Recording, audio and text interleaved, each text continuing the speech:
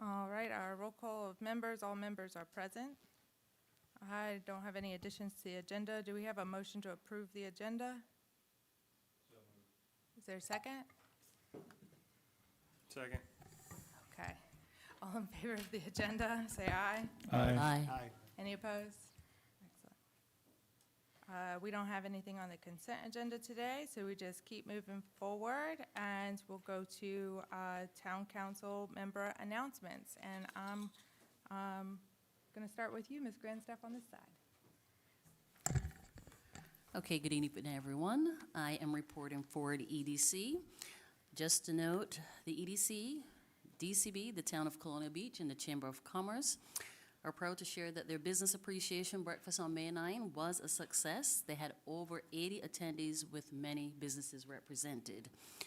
They have the results from a survey that was conducted, and they'll be working on those results, and we'll have a second breakfast in the fall to showcase their successes. The EDC, when they met on May 13th to discuss the breakfast and next ways forwards, and the chamber sent the survey to those businesses that were unable to attend to get their input. Also at the meeting, the EDC discussed the increase on the lodging tax and the effect it will have on tourism across the board. They strongly believe the lodging tax will keep people from spending on additional lodging, which will impact shops and restaurants. Further studies have shown that it does have a negative impact. And their understanding, Colonial Beach is growing and changing and does pull a lot of people in because we have been known to be an affordable community. They would like to keep it that way. The next meeting will be June 10th, where they'll be hosting Darla Odom to discuss parking. And after that discussion, there will be a report to the council based on that conversation. That's all I have. Thank you. Ms. Sanford? Good evening, everyone. I just have a few things for Parks and Rec. Town Hall will be closed Monday, the 26th, in observation of Memorial Day.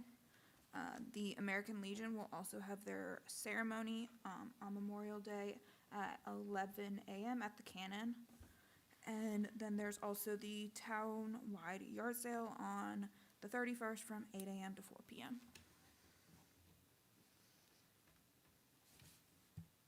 Okay, Mr. Allison? Good evening, everybody. Public Works Liaison, I have a few updates from Public Works over the last 2 weeks. They've handled 3 sewer backups, fixed 2 water leaks, 4 utility installations, 1 sewer main repair. They continue to do the ditch maintenance throughout town, continue support for the wastewater treatment plant.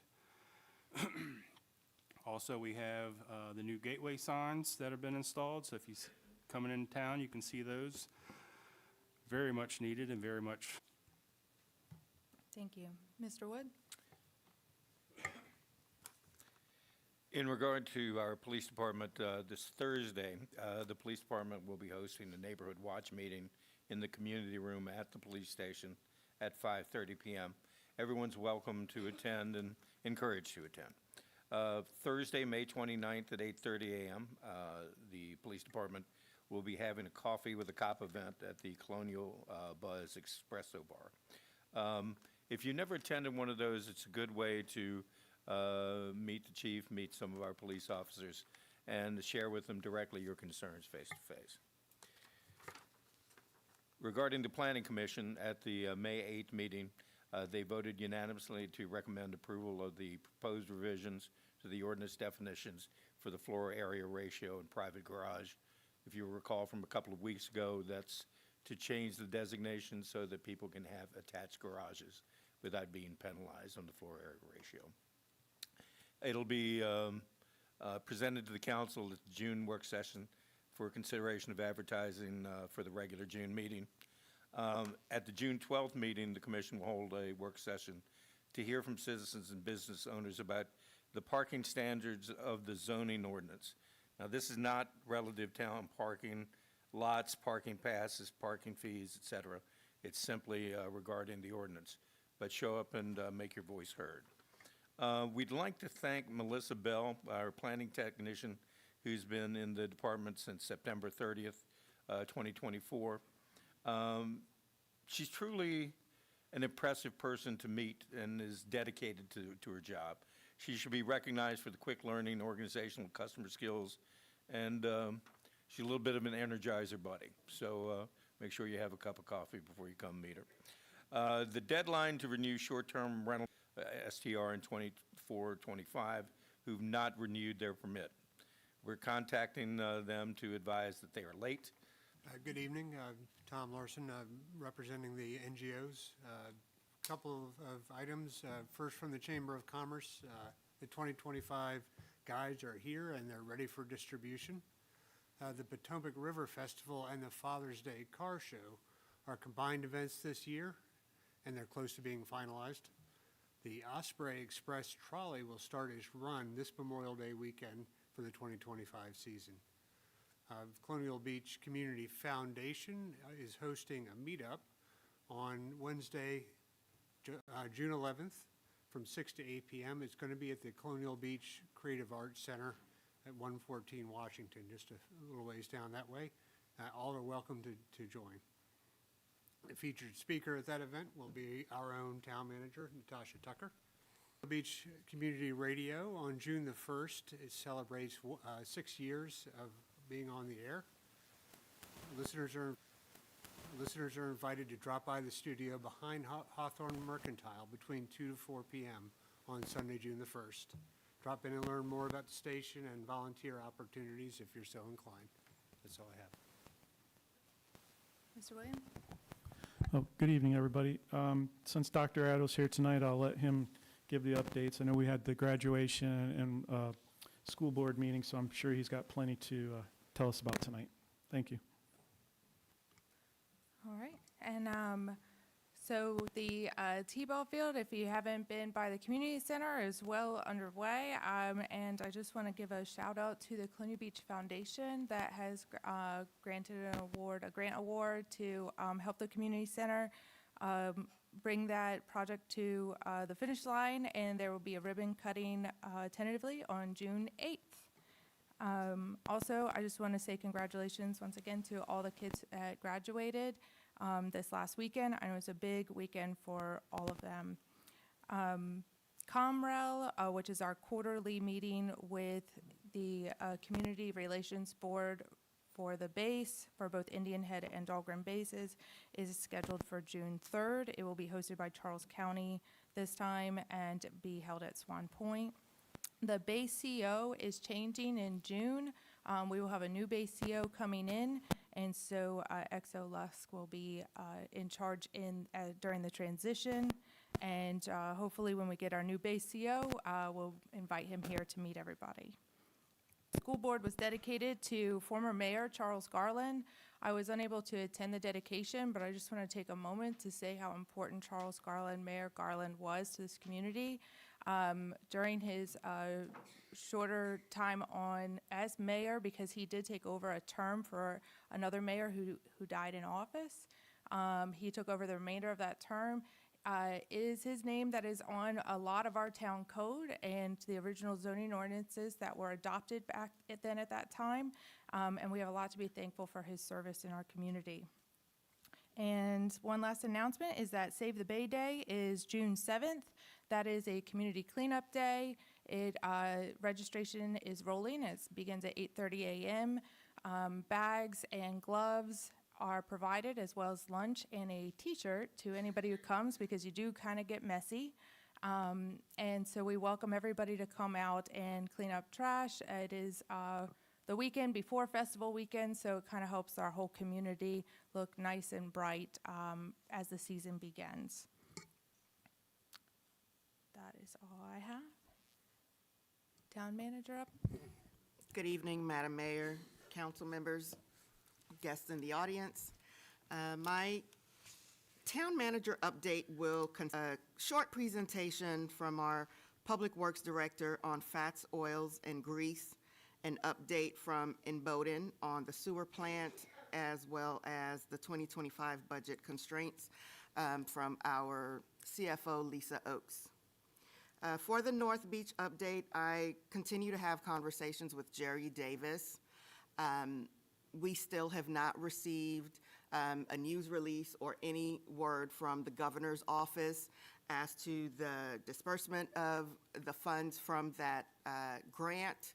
And so until we receive any sort of notification from the governor's office, I'll continue to update that to you all. And if and when the news release is received from the governor's office, I will provide the updates of that release. And now we will move on to the FOG presentation.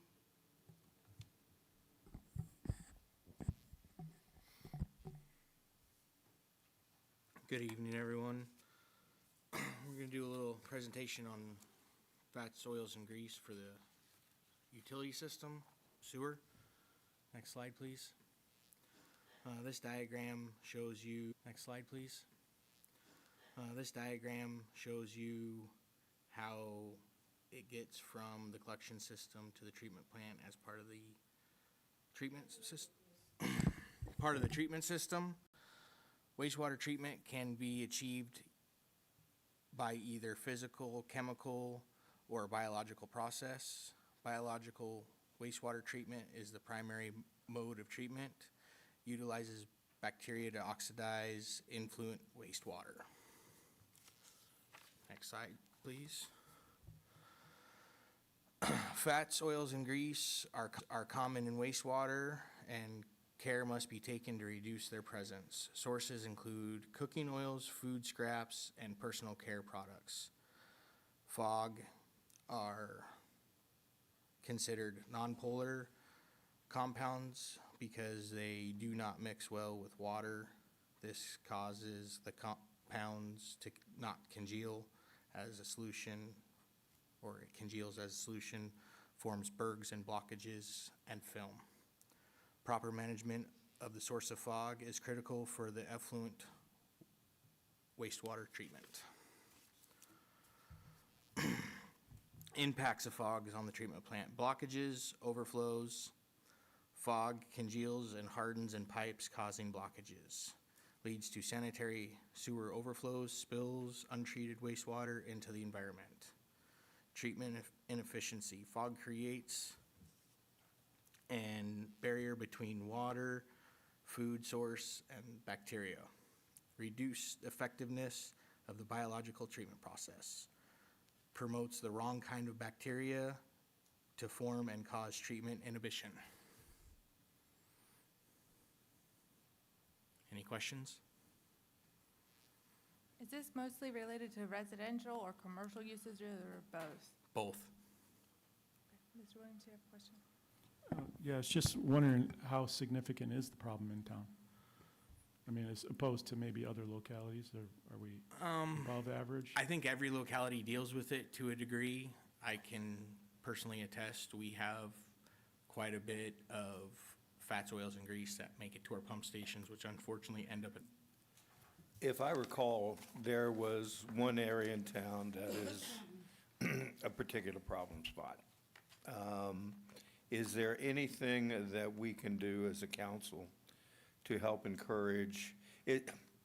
Are the problem spots because they are not following proper procedure, or we haven't given a good procedure, or is there something that the businesses should employ to cut down the amounts of fats to go? Well, businesses should employ grease traps to make sure their grease gets separated out from their waste before it gets to the sewer system. Education programs, enforcement, inspection, those are all things that we're working or want to work towards to alleviate the issue, as well as, you know, citizen outreach to make sure everybody's educated on the proper way to dispose of it. What can we do to help you? I think we still have to have some internal conversations to get some policies set in place, but the support to move forward with that's what staff will need from council. Thank you. You're welcome. Okay, thank you.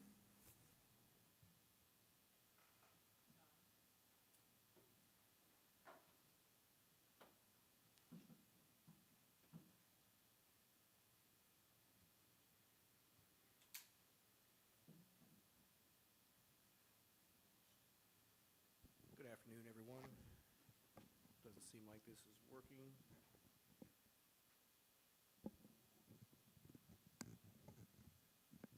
How about now? Yeah. So my report's going to be, went out again. How about, there it is. Well,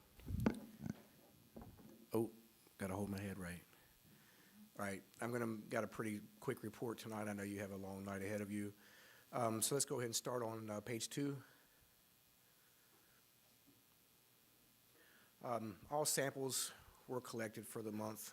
Everything was within permit parameters. Go ahead and scroll down a little bit. There you can see the flows for the month. Those 2 spikes you see there are the 2 large rain events that we had at the beginning of the month. The first one being, on the Monday, the next one being on Friday, and that was, small overflow over at the scum pit at the wastewater plant. Total flow for the month average was the average was 500,000 a day. Total was 15 million for the month. Next page, please. So what I have here, I've added something different this month.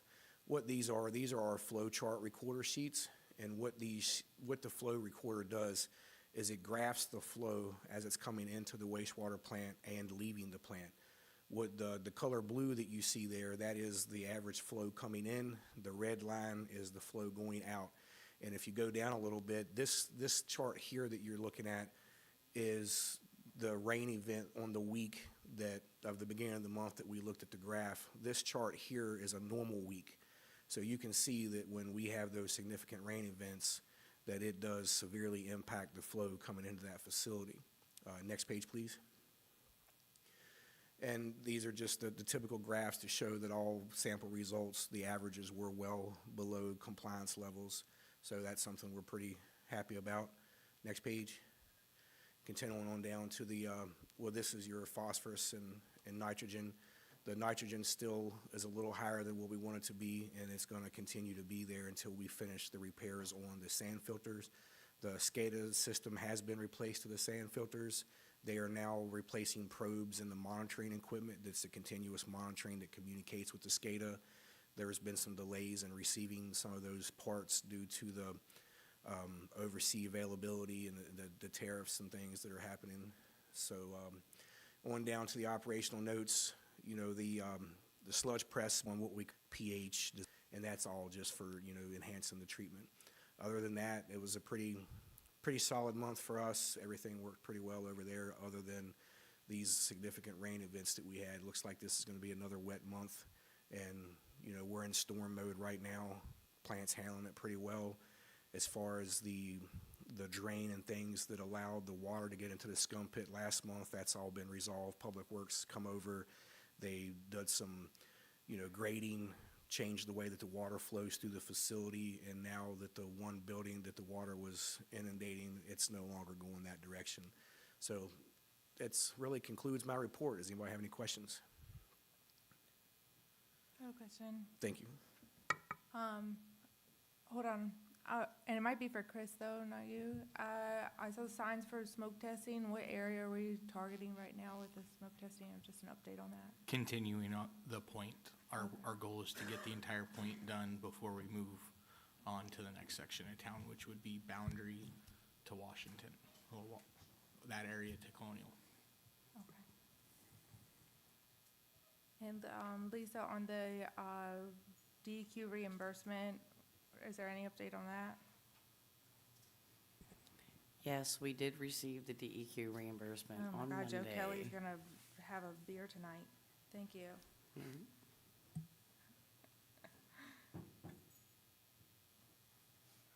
Anybody else?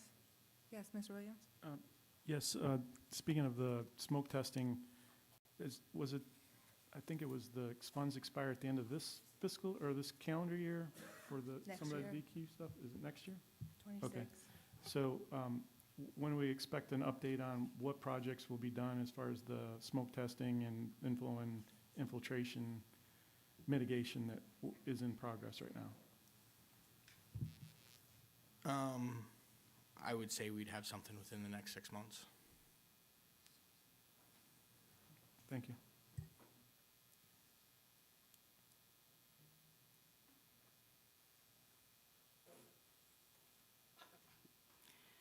Good evening, Madam Mayor, Council.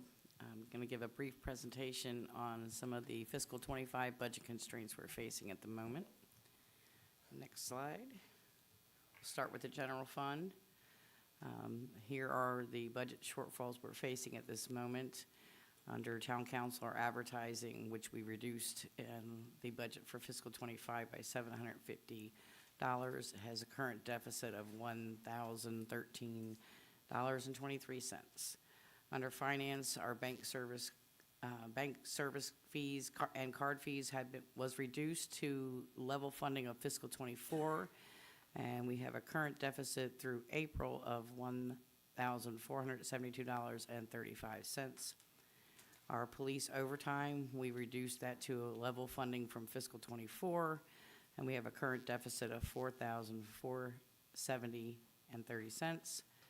And in Public Works, overtime was cut in half, and we have a current deficit of $1,903.74.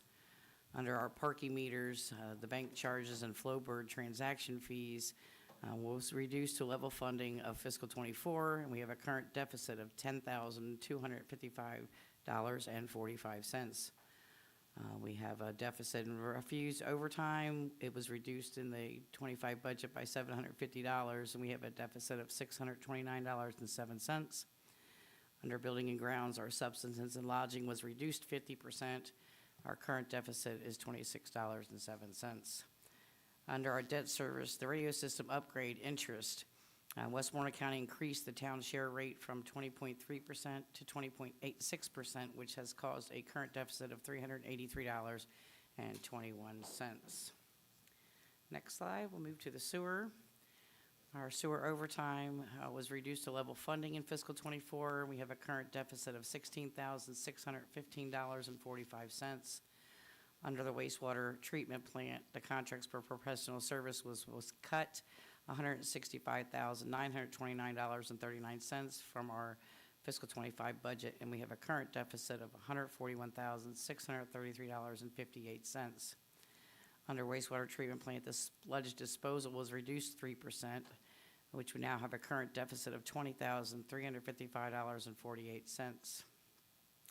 We have an unfunded expenditure, the WQIF monetary assessment of $23,515. Moving on to the water fund. Our only budget shortfall in water at this time is our overtime. We actually had increased it $500 in our budget, but our current deficit is $5,699.77. Next slide. Managing these gaps, staff is continuing to review individual line items to find available funds to cover the deficits in their budgets. We will continue that work through the end of the year. Currently, there are no other available funds to cover parking meters and lots and the WWTP, Wastewater Treatment Plant Department, and our sewer fund. And do you have any questions? Can you go back to the general fund? The parking meters and bank charges, is that, I know we talked about it when I met with you and Natasha one-on-one, is that the credit card fees that we eat? Or is this different? Every time everybody uses a meter, uses a credit card, we get charged fees, yes. So this is that? If they pay through the app, we get charged transaction fees. So yes, these are all the fees related to the parking meters themselves. Did you reach out to Flowbird about passing that on to the? We're looking at the Flowbird contract to see if there's any language in there. Okay.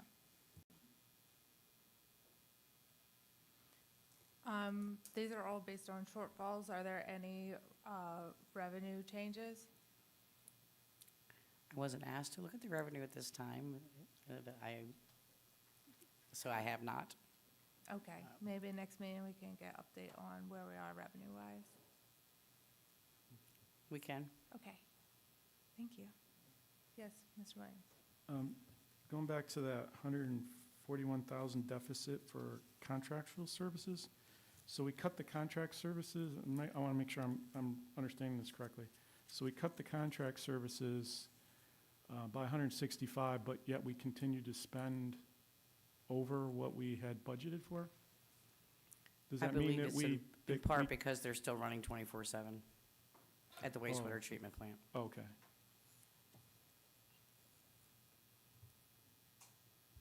Any other questions? All right, All right, thank you. thanks.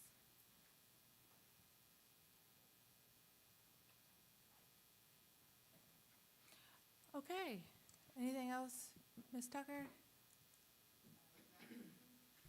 That concludes my town manager updates. Okay. Trivet with the Board of Supervisors? There you are. Welcome Supervisor Trivet. Madam Mayor, Town Council, would you mind if Lisa pulls that back up again? I couldn't understand what she said about Westmoreland County, and did you say the radios or something, or tower? Yes, it's a radio contract we had. The original debt service was at 20.3%, 6%. What's the dollar amount? I could not, I don't have that information in front of me. Okay. But you do have all that chart or whatever? I Yes. don't have a copy of it, but I met with the county administrator today on that and had a I conversation. can send it to you. So I'm hoping we can have a conversation with the town manager here very shortly about that contract that was done. I've brought it up numerous times, but it's the first time I've mentioned it here in a while. So, but we're going to look at that to see if we can't help the town with that, I hope. Anyway, thank you. Thank you for letting me know that, and I'll get that from you. And I want to thank the town manager because she's collaborating very well with the county administrator and working on some things that I think will benefit the town and the county, working together on that. So I'm looking forward to some of those things that we'll be able to bring back to you in the near future.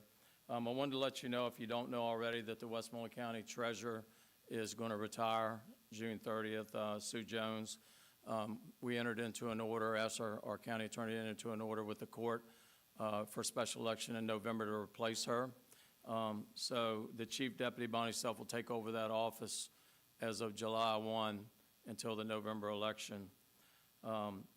Our work sessions, we won't be having those through August unless we find it necessary or something pending that we have to deal with. So we'll just have our regular meetings the second Monday of each month and throughout the summer. And most of you probably already know that the road leading into Westmoreland Shores, Monroe Bay Circle, is open. It's open early. I know David Beal, the head engineer for that he's very happy because he's heard a lot about that road, and but it does look good, and I know that people will be glad they don't have to take that 15-minute ride around through the back roads and go through those neighborhoods to get to where they live. The county's working on a new strategic plan. The one that had been in place for 30 years is exhausted. So we're going to be working on that, and the new county administrator's working on that to try to see what we're going to do for the next 30 years. The Board of Supervisors passed a new ordinance. Numerous people had approached the county about allowing hunting with rifles for deer hunting season before it was prohibited. It was passed. The new regulation will require the hunter to be 8 foot off the ground or higher and not carry a loaded rifle with them until they're actually in a tree stand or above the ground. So that did pass and has been forwarded on to the Game Commission. The county passed the $87 million budget without a tax increase. So that's good news. But I will tell you, though, that there's some things that prevented us from having to raise taxes. We're going to save over $1.2 million in trash.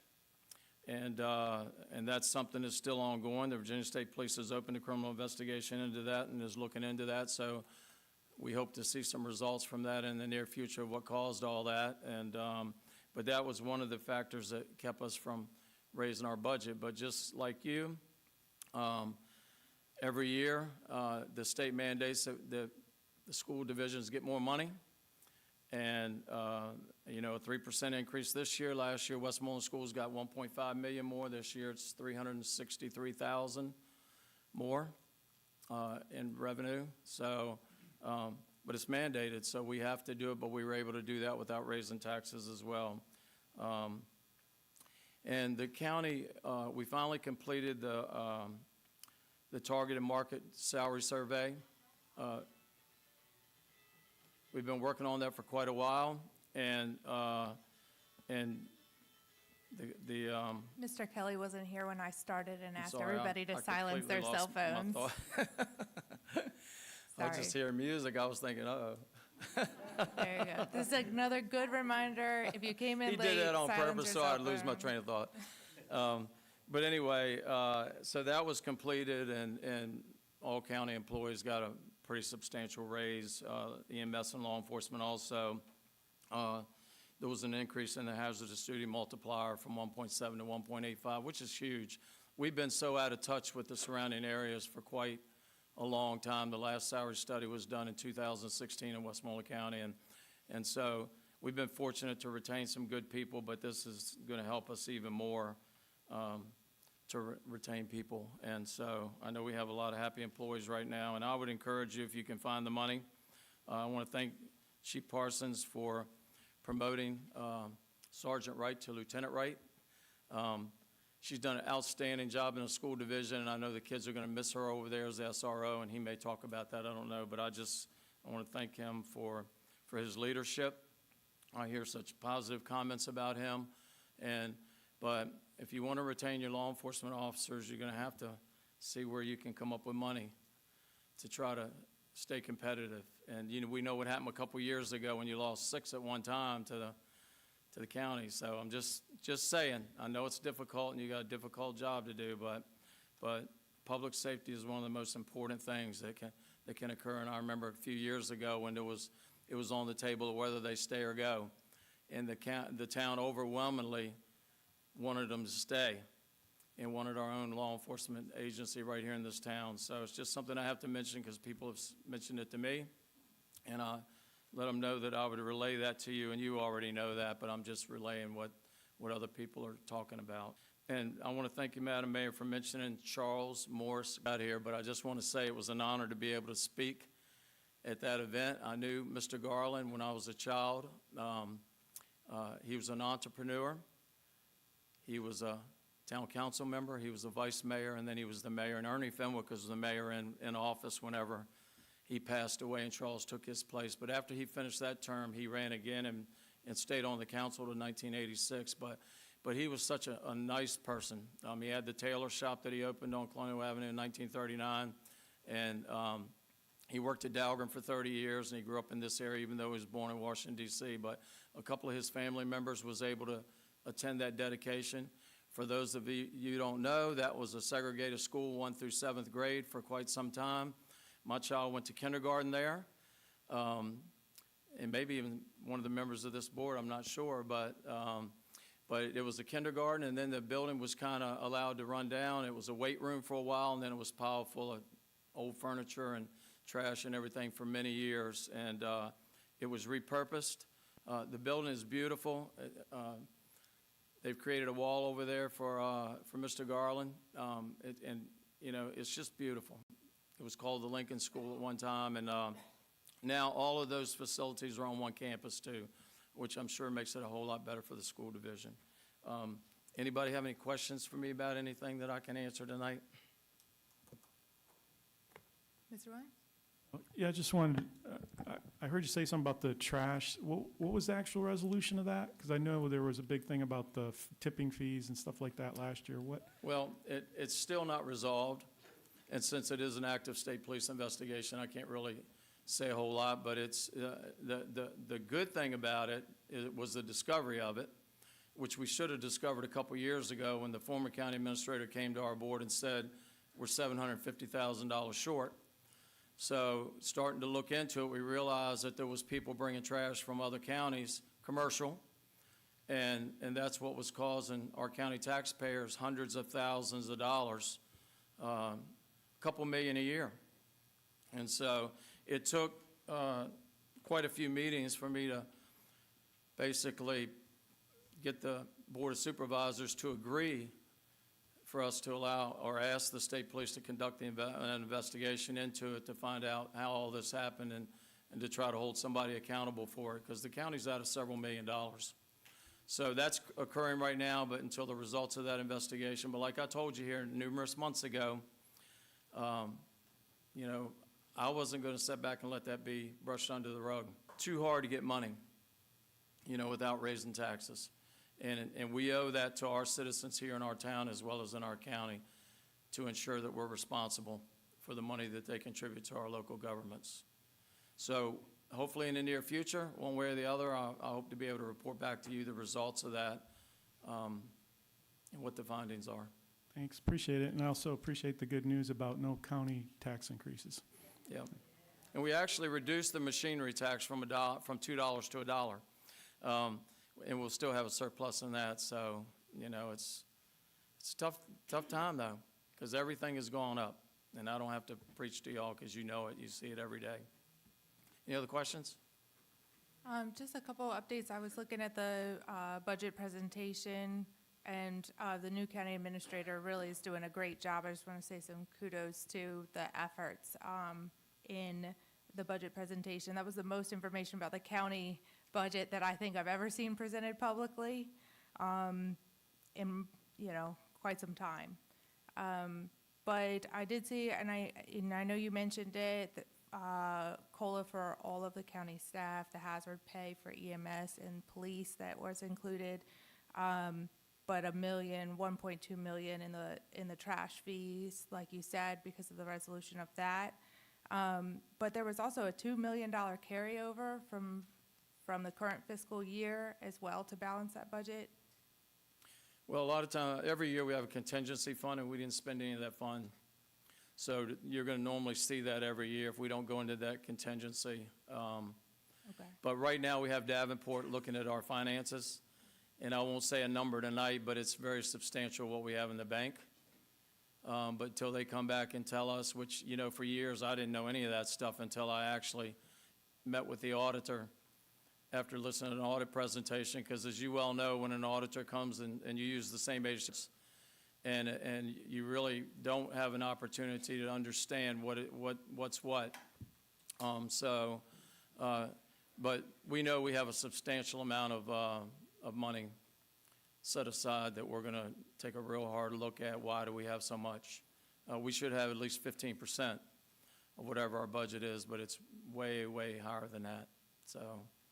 So we'll see, and then I'll report to you on that once we get that, because I don't believe in all these secrets. And, that's a lot of these things have gone on for years where people's taxes have been raised when they probably didn't need to be. And, where there was other avenues where we could have, and I'm talking county, not town. So, but at least, when you look at these things and you're honest with the public and you show them what it is, it helps them have a much better understanding of what you actually do have. And so I'm always about being open. I was that way with the 11 years I was on the school board, and as long as I'm on the Board of Supervisors, I'll continue to do the same thing, because I believe that you and our public have a right to know that information. No, I appreciate the budget presentation. It was very thorough. Well, for anybody that doesn't know, Mr. Taylor was 24 years Hanover County Assistant Administrator. He's very knowledgeable. He's well-known throughout the Commonwealth. He's just very professional and has a lot of knowledge.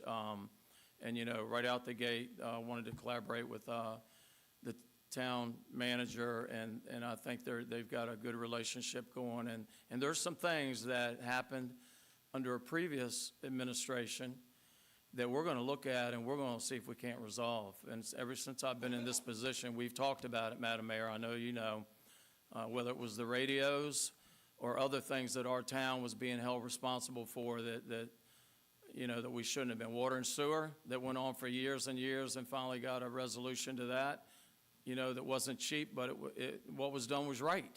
And, I'm glad that some of these things that we haven't just sat back and done nothing about, because we owe it to our citizens to fight for them and fight for their tax dollars.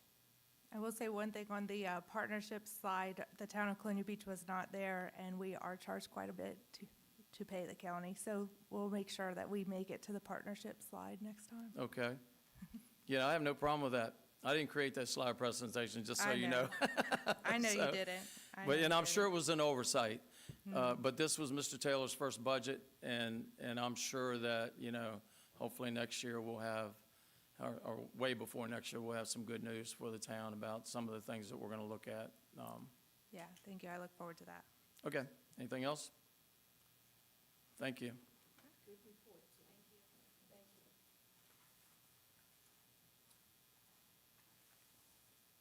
Next up, Dr. Addo. Welcome.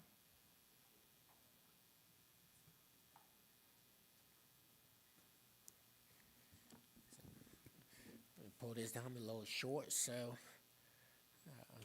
Well, good evening, Madam Mayor, Town Council members, and everyone present tonight. Thank you for the opportunity to share about the school system.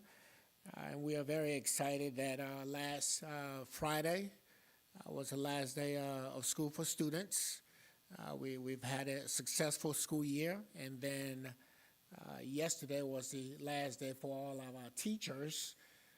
They closed out and did what they had to do, and now they're home for the summer. And we have 11-month and 12-month employees there to close out and then get ready for the new year to start. We do start right away getting ready for kids to return in August. Now, I do want to highlight a few things.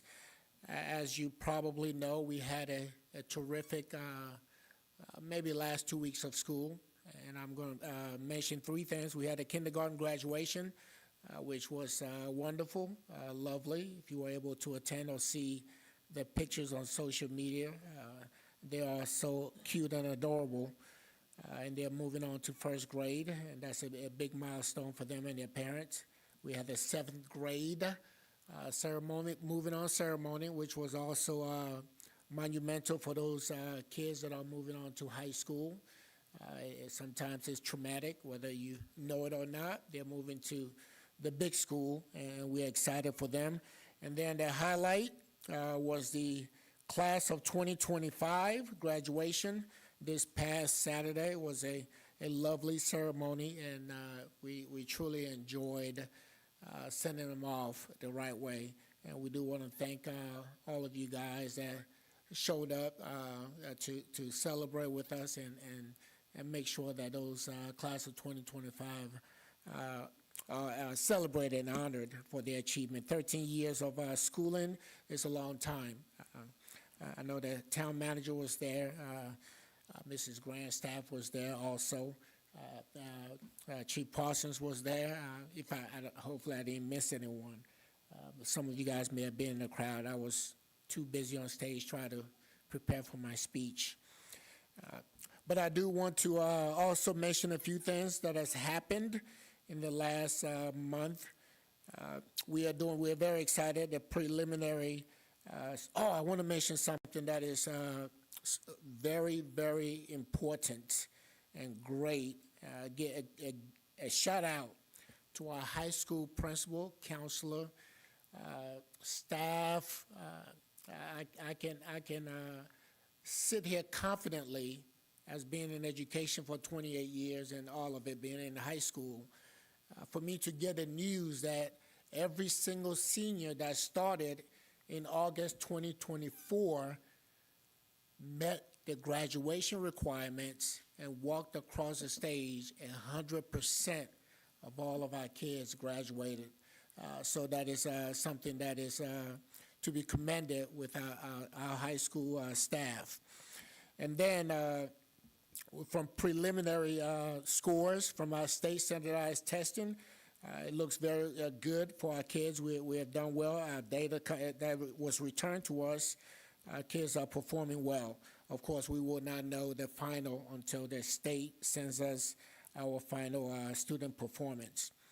Scholarship night was a huge success with several of our seniors receiving money for post-secondary education, and we do want to thank all the organizations in Colonial Beach for their efforts and their commitment and their investment in our children. Congratulations to 3 of our seniors, Casey Christensen, Jenna Richardson, and Cheyenne Sutherth. It's not often that you get a high school diploma. Along with that, you get an associate's degree from RCC. So that's commendable to those students. So we are very thankful for them. Congratulations to our Teachers of the Year, Ms. Veronica Reynolds and Ms. Beth Abercrombie. Congratulations to our new Teachers of the Year, Mr. Carl Mulvihill and Mrs. Natalie Glassford. And also congratulations to our Classified Employees of the Year, Ms. Naomi Fortune and Mrs. Janelle Dahlquist. To Trivet mentioned before I came up, this past Monday, we did dedicate the school board office to Mr. Charles M. Garland. It was a beautiful event with the family members being present to witness this special occasion. And I do want to thank Mr. Trivet for his wonderful comments, and also Ms. Patrice Lyburn, who also expressed and gave a wonderful speech during the dedication. Thank you all for that. Now moving on to capital improvement. The transformer for the field is complete. I think I mentioned that before. The high school generator is also done. We are just waiting on we went on I think a last minute permit for that for us to have the okay with that. We have installed a card reader access at the school board office. And now we're installing the same card reader access at the elementary school and the high school. We received a little bit over $100,000 in school security grant, and we're using that to improve our camera system and our card access. And it must be done in that way because that's what we wrote the grant for, and we received that. So we're excited about that.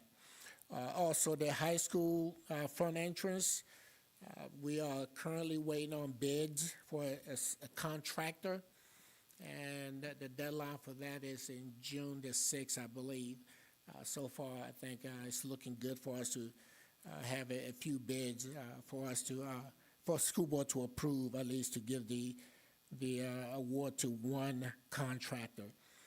And please, just so the public knows, because sometimes we have all these improvements, and the question do come up, where's all this money coming from? Where are the funds coming from? Please know that a majority of the funds are coming from grants. For example, the front entrance for the high school, we do have a state renovation grant, roughly about $800,000. That we're going to use for the front entrance to build that. The rest of the funds that will come from the FY25 budget, the carryover, or from our CIP. And I wanted to give you give you an update on, of course, it's been a while, the tax situation with the school system. I've been in touch with our lawyer. As of now, he assured me that I can say this, so I'm going to say it, and I have to be careful because it's still ongoing with the IRS. He said it's making progress. We're looking good. The majority of the penalties and I guess penalties and fees looks like he's going to be able to eliminate all of that. So we are very happy with that. At the same token, the school system, 100% by all means is prepared to take care of any taxes or penalties that we will incur from the IRS. It'll all come from the school. And I think finally, I do want to mention two things, and I think it's important as a superintendent of the schools. I think I'll be remiss if I don't mention this. It was mentioned, again, from the last, I think, town council meeting, and it was repeated and several folks. Next, it was also mentioned about, and I've heard this over and over again, and I think I don't know if I've heard it tonight. That the school system is given a salary increase of 4.5%. And the town is not given any COLA, but I wanted to provide some context. I think it is important. I think that information, to me, is incomplete. It is true, it's factual. I was in front of you, and I proposed at 4.5%. The reason why I'm saying this, because today I had to certify to Richmond, to Virginia Department of Education, and this is what the certification states. Colonial Beach Public Schools is certifying to the Department of Education that a salary increase of at least an average of 3.0% will be provided for the first and second year of the 2024-2026 biennium to instructional and support personnel pursuant to Item 125, C38, Chapter 725. In addition to that, the additional 1.5 is our regular experience every year. That's an additional 1.5 for salary increase. So sometimes I think the public needs to know that the 4.5% is not something that we just pull out of the air. It's something that was directed for us, and the rest of our surrounding counties are basically doing the same thing, between 4 to 6%. And before I take my seat, I need a favor from all of you guys, and I've noticed this the last 3 years I've been here, and I have to say this, and I've talked to my board about it. Please, I strongly encourage Madam Mayor, Town Council members, your staff, if there are any related school questions, I would urge you to direct it to me or the school board, but I think we are probably better positioned to respond and answer those questions with facts and some data. I can pull up any data about the school system. We want the public and everyone else to have all the correct information.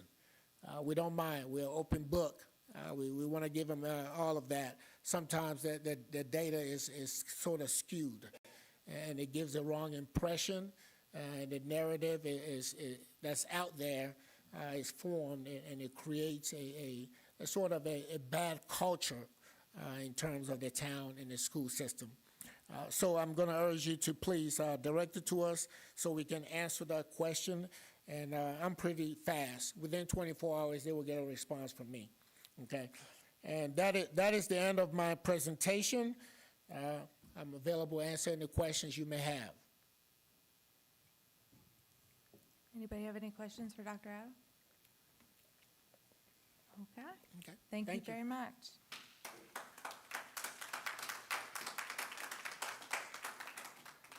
Chief Byrd, Robin, welcome.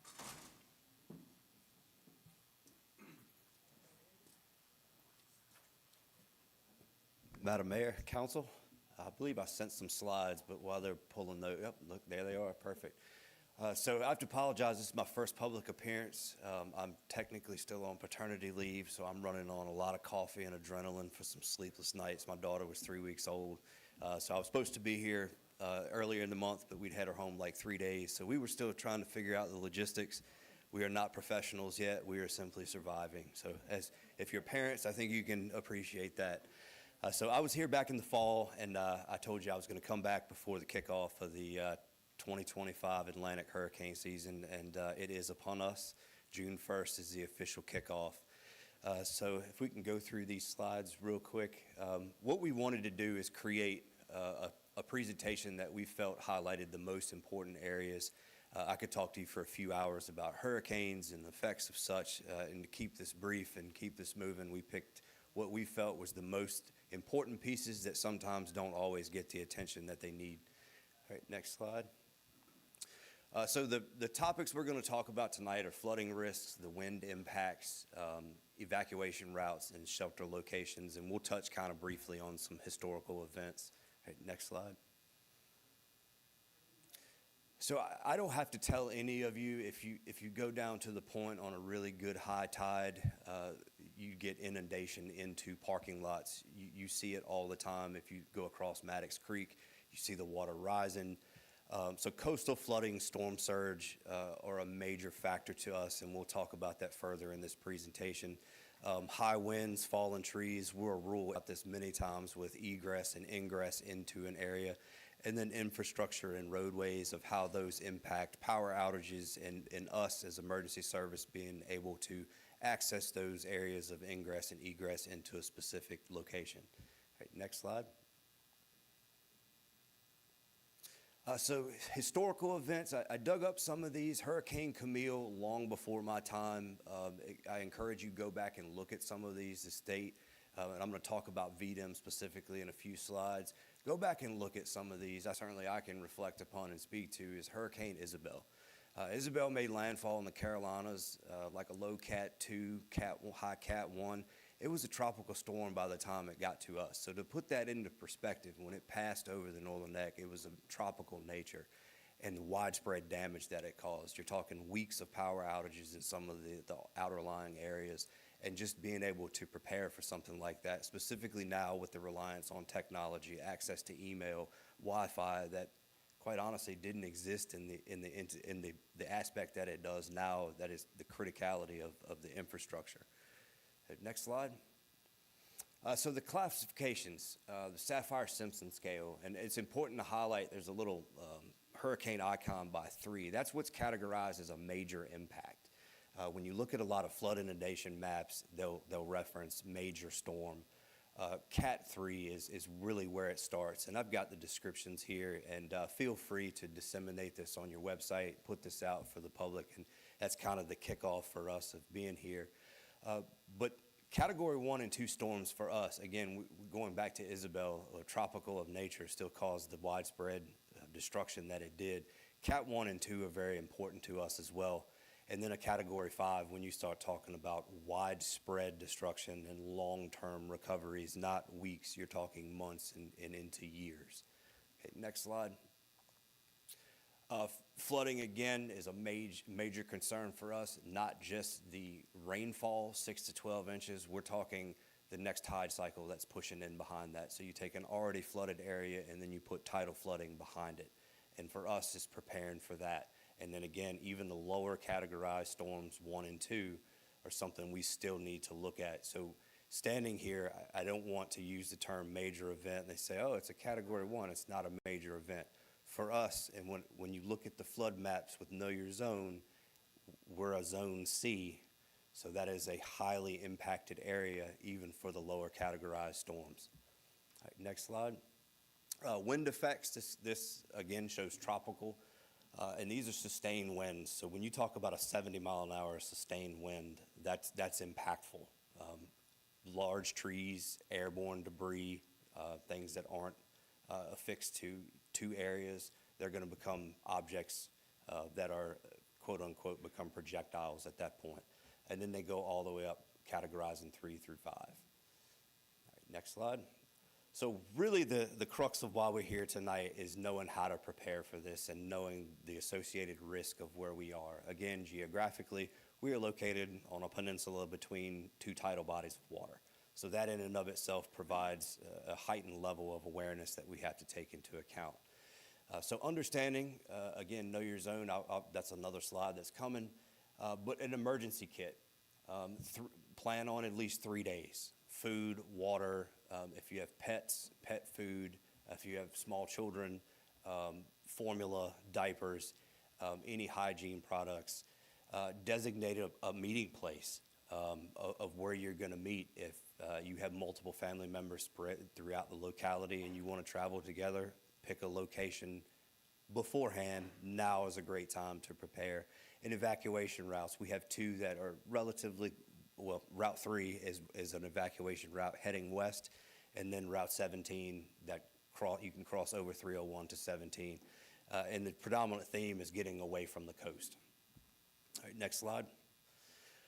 Staying informed, I know the county, we use the RAVE system. So our emergency management offices, if you're signed up for it, in the last 6 months, you've seen kind of a stark increase in those alerts that go out. We sent several recently about traffic lights being out, major accidents, closing thoroughfares, 205, Route 3, 202, to really let the public know to avoid those areas. In an event, in a preparation for this would be treated no differently than that. These notifications would be coming as soon as we were aware or cognizantly aware that we had a potential impact. I've gotten some questions about how we would communicate, or our office would communicate with the town. The town manager and I, Chief Parsons, we've got a really open dialogue now, so we talk frequently. The important thing here is we would have the same message that we would deliver for consistency across the board. So we would all get together beforehand in making these preparations. Protecting your property, specifically if you plan on leaving. Outdoor furniture, any pets, finding places for those. I know we had talked about pet-friendly shelters, although it's something that we are striving, working towards. It's something we are still working towards, as it's not something we've offered in the past. And then knowing where your shelters are, and I've got our specific locale locations in here. All right, next slide. So know your zone. In talking to folks, I'm really surprised a lot of times of the amount of folks that don't know about this. And the emergency management piece of my job functions on the Department of Emergency Management. And I encourage you, if you've never been to their website, go and look at it. They have all kinds of maps and checklists, and we've brought some literature to leave behind tonight for the town office of distribution that really goes through creating checklists, knowing your zone. So the state put basically flood inundation maps together and categorized them zones A through D. So D, obviously being the highest, working backwards, we fall into a C. Next slide. So doing this, I apologize, I had it backwards. Zone A at risk, and it goes backwards through D. So staying informed what inundation levels are, and then signing up for the alerts. Okay, so we have roughly 18,000 residents in the county, and we've got roughly 4,000 people signed up. So we've got a lot of ground to cover for us to adequately deliver messages. We've become very active on social media. That's a platform that a lot of folks follow. The county website is getting overhauled in its entirety, and we're hoping sometime in July to really start pushing some emergency management objectives through that as well. So please follow us on Facebook. Please sign up for the alerts. It's on the county website now. It takes less than 5 minutes, and you'll get all the alerts that we send out. Traffic, weather, any of that will go out through that. Monitor VDEM, local news stations. We do our best to post updates to our social media about weather, but it's the weather, and it changes like the weather. So by the time we get to it, stop, make a post. Sometimes we are in the midst of what is happening. So anytime, specifically now, thunderstorms, severe thunderstorms, tornadic activity, we do our best to put that out early. But if we put something out in the morning, please follow the local news stations for the most up-to-date. Please don't rely on us for the most up-to-date. We try, but if we're actively involved in an emergency, there may be a point where we can't physically get to it to do it. So next slide. So preparing a kit, what do you need? And these are some basic things. I want to highlight the 1 gallon of water per person per day. I would say probably the biggest deficit folks run into when they do this is they run out of clean drinking water. They'll fill a bathtub. That's kind of an old, I don't encourage that. Bottled water, gallon water. 1 gallon is pretty conservative. If you're able to save more, the better, just specifically because we don't know how long you're going to need to shelter in place if you choose that option. Non-perishable food, and then a manual can opener of all things. It's a lot of, I've run into this as well, as it's electric operated. I plug it in, I don't have electricity. Next. Health and hygiene, documents and cash. Again, ATMs, getting fuel. If up, please prepare before. If you reflect back on hurricane seasons in the past, you see the long lines at the fuel stations, and they run out of fuel. And then again, geographically where we are, most of our establish a supply chain again. Extra clothes, comfort items for kids. Next slide. Family emergency plan. Again, this is for hurricanes, but I really promote this specifically with this time of year and severe thunderstorms. Picking a place, interior of the structure, should you need to muster in a hurry. But it is also applicable. Important phone numbers, again, if your phone dies and you can access someone with a number to have that contact. Sometimes it's hard to replace the old paper and pen. Next slide. So we currently have two county shelters that are registered through VDEM, Westmoreland High School, Washington District. Our sheltering capability right now is just north of 600, okay? So how do we do that, or when do we activate? Should we be forecasted in the path of a large event like a hurricane or a broad enough scoped straight line wind event? When I say broad, when you talk about 3 or 4 affected houses, usually those are isolated events. We work with entities like the American Red Cross to get these folks back up and going, or until they can get in touch with their insurance companies to kind of bridge that gap. I'm talking about we've got an entire locality affected. So we would open these 12 to 24 hours, 12 to 18 hours beforehand. The Department of Social Services does a phenomenal job for us. They make my jobs really easy. I deliver the asset that's covered in a few slides. They do all the setup, the intake, the stratification, the housing, the mass housing and feeding. So those folks do a wonderful job. So these currently are our two county designated shelters through VDEM that have gone through the vetting process through them. All right, next slide. So improvements to emergency management. What you're looking at a picture of is we noted a deficit with our disaster relief. So beforehand, we didn't possess any materials to open a shelter in a formal sense. We had to rely on outside influences like the Red Cross. So we're making progress now. This is the first of hopefully 2, one located in each end of the county, east and west. This has 100 shelter cots, emergency cots that we can deploy at either location. Again, this is a DSS function. Those folks do a phenomenal job with this. So we have some upcoming training on this. And again, we're hoping to locate one. This is centrally located now, and we're hoping to locate one in each end of the county for each shelter. So I believe, next slide. So actually 2 parts tonight. To my right here is literally the entire right side of my body. This is the Deputy Chief of Emergency Services. This is Robin. Robin is all things EMS or all things me should I not be here. She's been me for the last 3 weeks and has done a phenomenal job.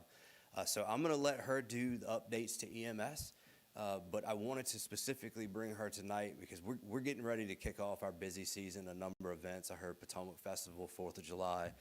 So her and I are going to kind of have to divide and conquer. So if you see her, she can answer the same questions and do the same things I can at really any time. So without further ado, Robin, I'll let you do EMS. So just a quick update on EMS in the town. You may have saw on our social media pages or seen about in town that we have a new ambulance that's in service in the town. This is located at the Colonial Beach Station, and it is staffed 24 hours a day, 7 days a week with an ALS crew or an advanced life support crew. We also were able to upgrade our monitors thanks to the Board of Supervisors. And we now have the latest version of a cardiac monitor that allows us to monitor the patient's heart rhythm and their vital signs with the most up-to-date technology. So we're really proud of these new items, and we're proud to get them out there to the citizens in the town. All right, so finishing this up, again, we're an open book. If you ever have questions, anytime, we're used to functioning under the 24/7 model. So call us, text us. If you send an email, that may be slower. If you have something emergent, please call or text us. We are planning for a tabletop exercise. Our EOC is currently, in a literal sense, under construction. They were running wire conduit today. We're really hoping to have that wrapped up early summer and then exercise that new space to do a true tabletop between the town of Montrose, the town of Colonial Beach, and Westmoreland County in a collaborative effort to sit down. So as this budget year, we've included some things in the budget. Again, a second shelter asset that we're going to try to work towards, and that was actually partial grant funding with local match. We're trying for that same piece again. We're making strides in updating the county radio system and really just in updating the county infrastructure should we ever need it in a state of mass disaster like a major hurricane. So At this time, before I sit down, I'll be happy to take any questions you may have. Mr. Wood? Thank you for coming tonight, guys. Question for you. When we have a major hurricane event like an Isabel, obviously 600 beds isn't a lot. Correct. Because I guess our real options are either be one of the first 600 or get out of Dodge. How much notification will we generally have a major hurricane event to tell us to get out of Dodge so that we can either find hotels, find relatives, that sort of thing? How much time do we generally have? So I'll go back to Isabel. Some of the worst hurricanes that impact the eastern seaboard are what we call Cape Verde hurricanes. They form off the capes. So that gives us a substantial amount of time. You've got 5 to 6 days before it crosses the Atlantic and makes landfall. When we get a trajectory, you're going to start seeing that. So if it's 4 days out and we're in that, what I call the spaghetti models we've all seen of the 15 different paths of where it's going, if we're even remotely close, we're going to start communicating that to the public. We're going to do the best we can with the most accurate information. The last thing we want to do is cause upheaval and nothing happens. However, we want to also realize that we want to be properly prepared in the event that we are impacted. So I would say at minimum, you would, if we are afforded that opportunity to get 4 or 5 days, you're going to start seeing it from us immediately. And then we'll be following every 12 hours, every update from the National Hurricane Center. And comfortably, I would say 48 hours, we would start urging people, if you can, start seeking elsewhere. And then that's where we start working ESF Function 6 and working with DSS to start setting up and deploying these shelter assets and opening them. Because we're also coordinating with the school. If it's September, like Isabel, schools have to close, so it's a lot of moving pieces that go in there. But certainly from my perspective, we want the most opportunity afforded. So it's hard to pin a specific number to that, just because again, it is the weather and it can change. Hurricane Florence in 2018 was kind of barreling towards the coast and then made a hook and went right back out to sea.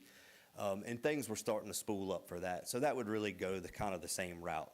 So I hope I kind of got the gist of the question down for you. I think you did. It's probably a good time of year to keep a full tank of gas in your car. Absolutely, absolutely. Yeah, thanks. Mr. Williams? Yeah, first off, I'd like to thank you for coming. I've been advocating for something like this for a while. I know we did have a presentation a couple years ago, but this is definitely very thorough, and I appreciate it. I personally work for FEMA, and, even though I'm in finance, they always, tell us to be prepared. And so I've tried to do that over the years, but it's easy to kind of slip back after you got all your supplies and let things expire and all that.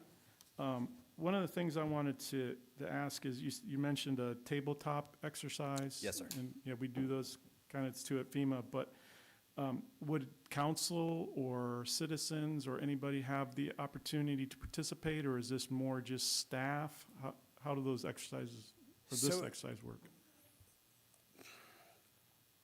I've seen it done both ways.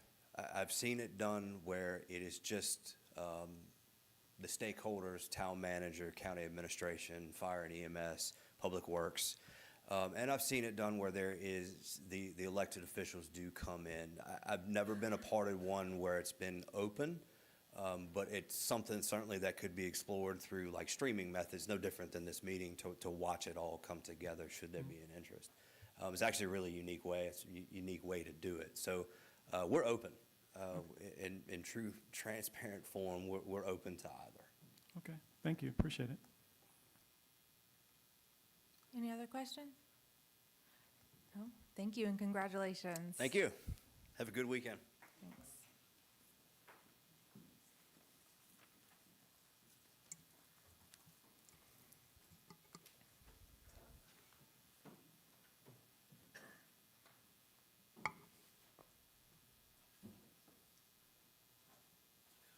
All right, well, Heather goes and picks up the sign-up sheet.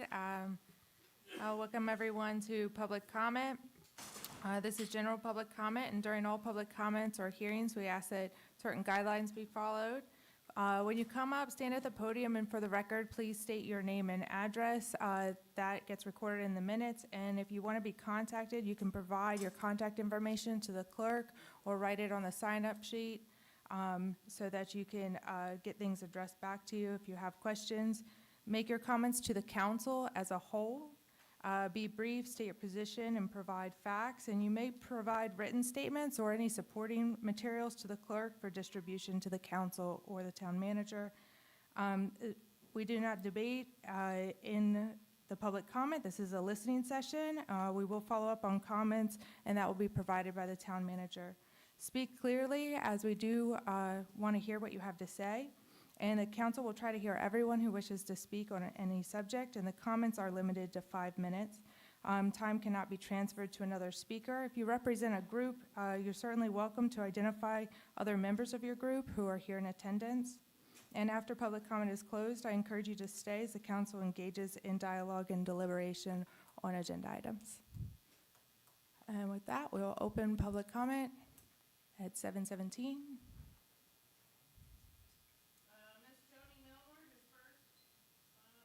Welcome, Ms. Millward. Madam Mayor, council members, my name is Joni Millward, and I live at 405 Livingstone Street here in Colonial Beach. Tonight I'm speaking as the president of the Virginia Osprey Foundation, and I'm pleased to report that Colonial Beach has been included in a 2-year study involving 2,100 osprey nests in Virginia. Dr. Brian Watts, director of the Center for Conservation Biology at William & Mary, informed me of this last week. Since they are surveying by boat, all the nests that are being included in this study are in the water. These 55 nests are in Monroe Bay, Monroe Creek, Maddox Creek, and the adjacent Potomac River. They will not be monitoring nests on land in town. Barry and I will be monitoring those nests and relaying our data to the center. The study has 3 objectives: estimating reproductive rates of ospreys, all this is related to ospreys, of course, estimating population size for the various subpopulations within the tidal reach of the bay, and estimating adult survivorship for the bay osprey population.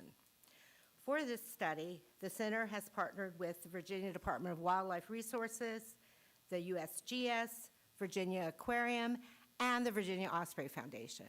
We're really proud of that, and we wanted to let you all know. I thought you should be aware since these nests are within your jurisdiction and surrounding Westmoreland County. Thank you.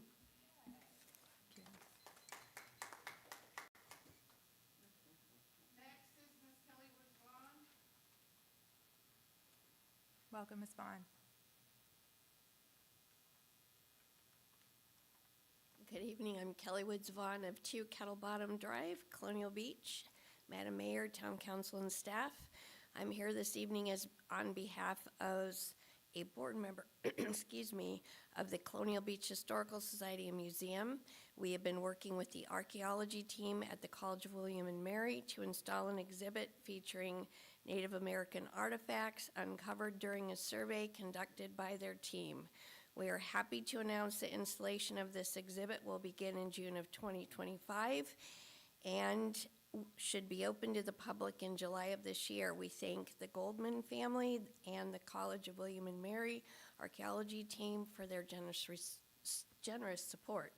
And you already mentioned about the community center and the Little League team, but Mitzi asked if I would mention that the Colonial Beach Community Center Board, in partnership with the Westmoreland Little League, is happy to announce the grand opening of the T-ball field at 717 Marshall Avenue, and the grand opening of the T-ball field at 717 Marshall Avenue will be held June 8th. All are welcome to join us at this event. Many thanks to the Town of Colonial Beach, the Community Foundation, Pitt's Exterior Business LLC, and H&S Fencing for supporting the project. Thank you. Ms. Paige Williams. Welcome.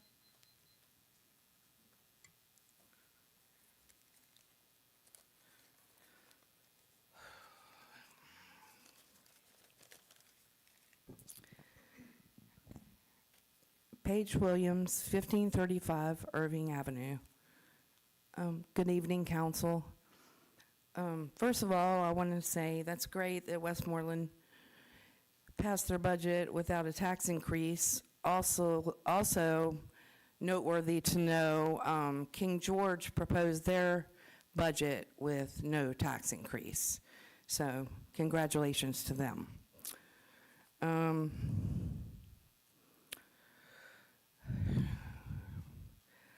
Councilman Larson and the rest of council.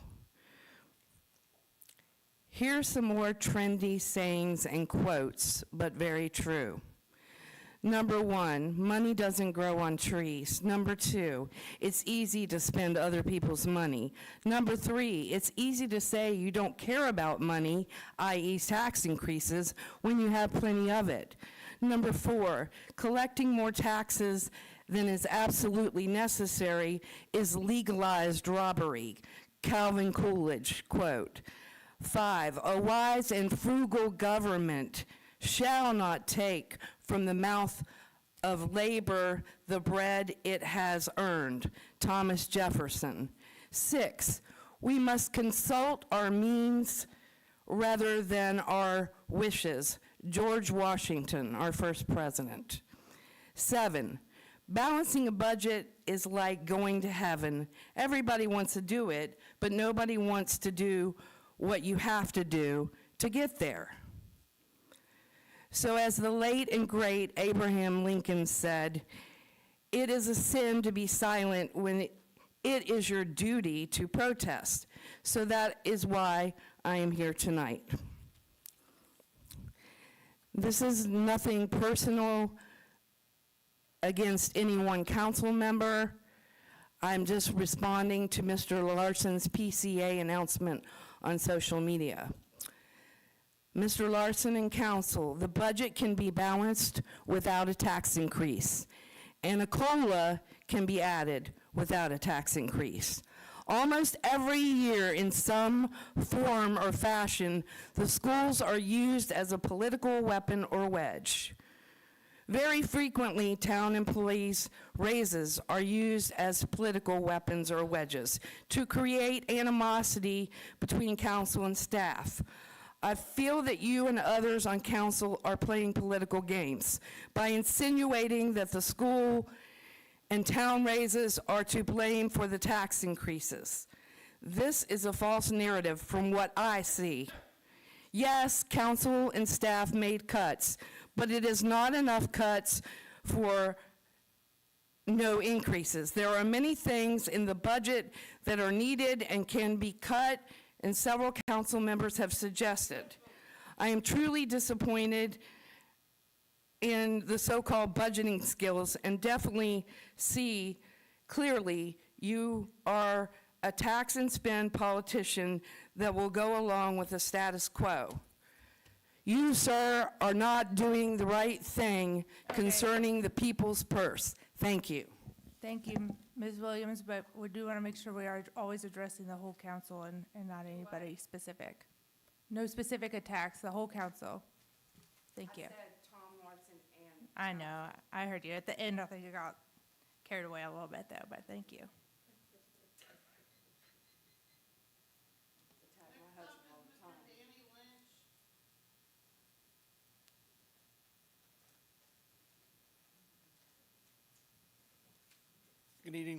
Good evening, Madam Mayor, Council. Thank you for allowing me the time. My name is Daniel Lynch. I own property at 600 Potomac River Avenue, and I'm before you this evening to gain a little bit more information. And thank you, Ms. Tucker. You did touch on the North Beach project, but it sounds like we're waiting on notice back from the state on the grant. And I'm just looking to see if there was any update on a contingency plan if we don't get the grant. Are we going to let the boardwalk just disintegrate into the river? Has there been any talk? I know we were talking about surveying that property to see who's actually owns it. So I'm just looking to get a little bit of an update on where we are. If we don't get that grant money, where does that leave us with people that are right on the water there? We thank you for your public comment, but she will get back to you. That's Did you fine. leave I your left everything there, information? so it's good. I Thank appreciate you. it. Thank you for the time. I appreciate it.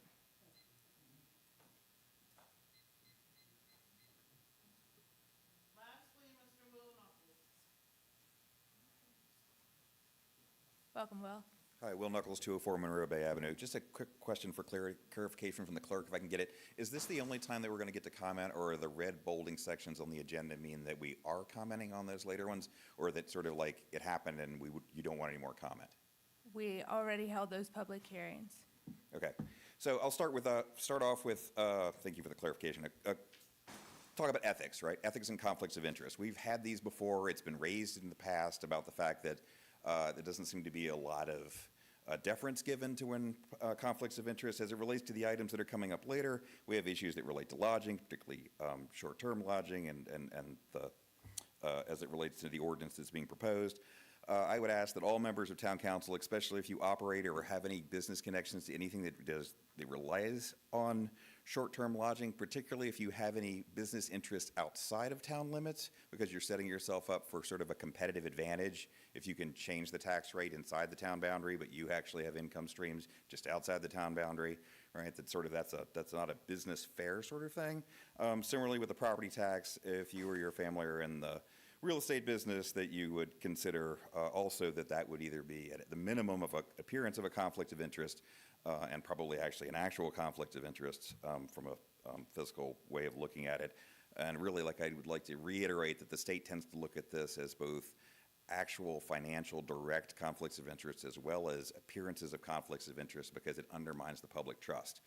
And if you do find that you have one of these conflicts, that you not just recuse yourself from the vote, but also the dialogue, the questioning of staff, and all of the other special sort of authorities that you have as a member of town council that you wouldn't have if you were a member of the public. So in that sense, when a conflict comes up, you essentially become the same thing, and you would be here during the public comment session, not on the other side engaging as the debate.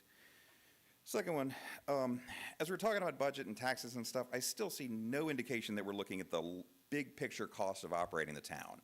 We're having conversations about the annual budget. At different times we talk about the CIP. Sometimes we're talking about pulling money out of grant money that we've received in the past. That seems to happen at a variety of times throughout the year.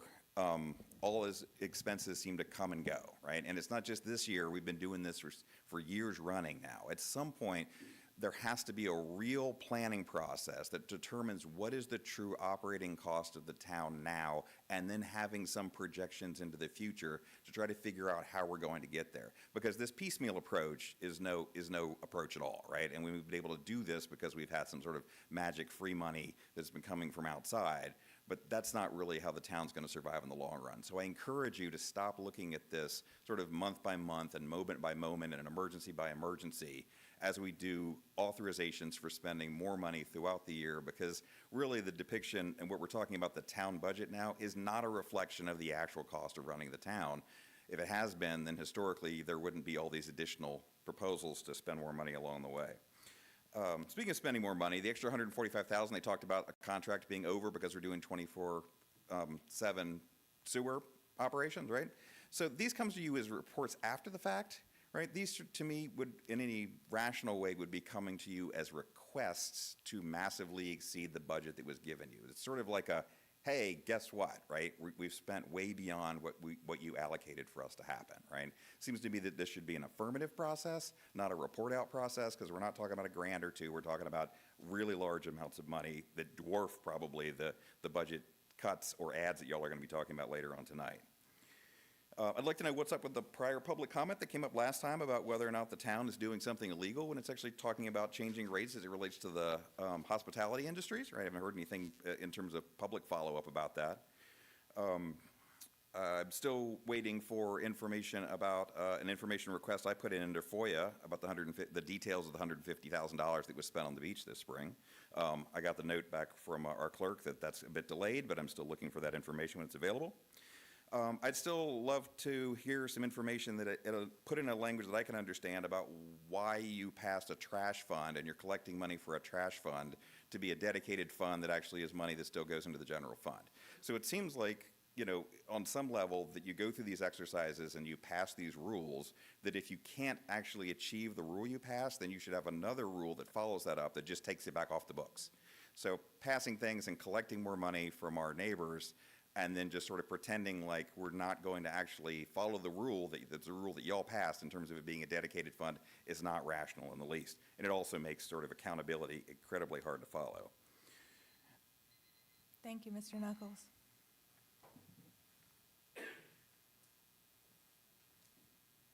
Is there anyone else? Okay, if anybody else would like to come up, welcome.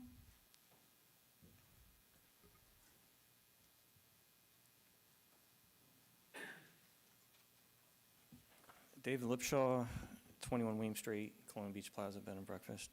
I just want to follow up with kind of what Will said on the transient tax, right? I didn't really hear a public comment on that, and I still don't understand why we don't have to follow state law. And if that's what the town attorney says, then, you know, I don't understand it because there's a reason for that law, right? And even if we don't have to follow it, we should follow it. We should be listening to the lodging establishments and how that money is allocated. I mean, we know best, right? As a lodging organization, we're dealing with people. And our B&B, we service hundreds of guests every year, all kinds of guests. And we spend probably 20-plus hours a week with our guests. All right, we're living with our guests. We live at the B&B too. So we serve them breakfast, we talk, we have happy hours. So we get all their comments and everything. So we know what's going on. So we have a good feel of, you know, what they're looking for in the town. It's a tough job. We enjoy it. We enjoy our guests. But it's tough. I mean, we're cleaning the rooms, right? We're doing all the maintenance. It's nonstop. And it goes on all year, even if we don't have guests, right? We still have bills to pay. We still got utilities. We still have, you know, taxes to pay. That doesn't stop. But honestly, from October through April, there's not the income coming in. The expenses are way more than the revenues. And that's my concern with raising the lodging tax. I mean, in the budget presentation, right, we talk about economic uncertainty and rising costs. Well, that's the tourism industry too. I mean, that's all of us, really. So I think we're all looking at that. And I think a 2% tax increase is going to impact us. Now, if you could tell me that 1% of that is going to go to tourism promotion, and that's going to bring more people in and generate more revenue for the town, we're going to make up that deficit. What number you're looking for if it's 2% of the transient tax? So there's ways that we can do this, and tourism promotion is very important. We have guests that come that didn't even know Colonial Beach exists, and they found us by our marketing or the Chamber's marketing and our website marketing where, you know, they come and say, we didn't know it existed, and now they love it.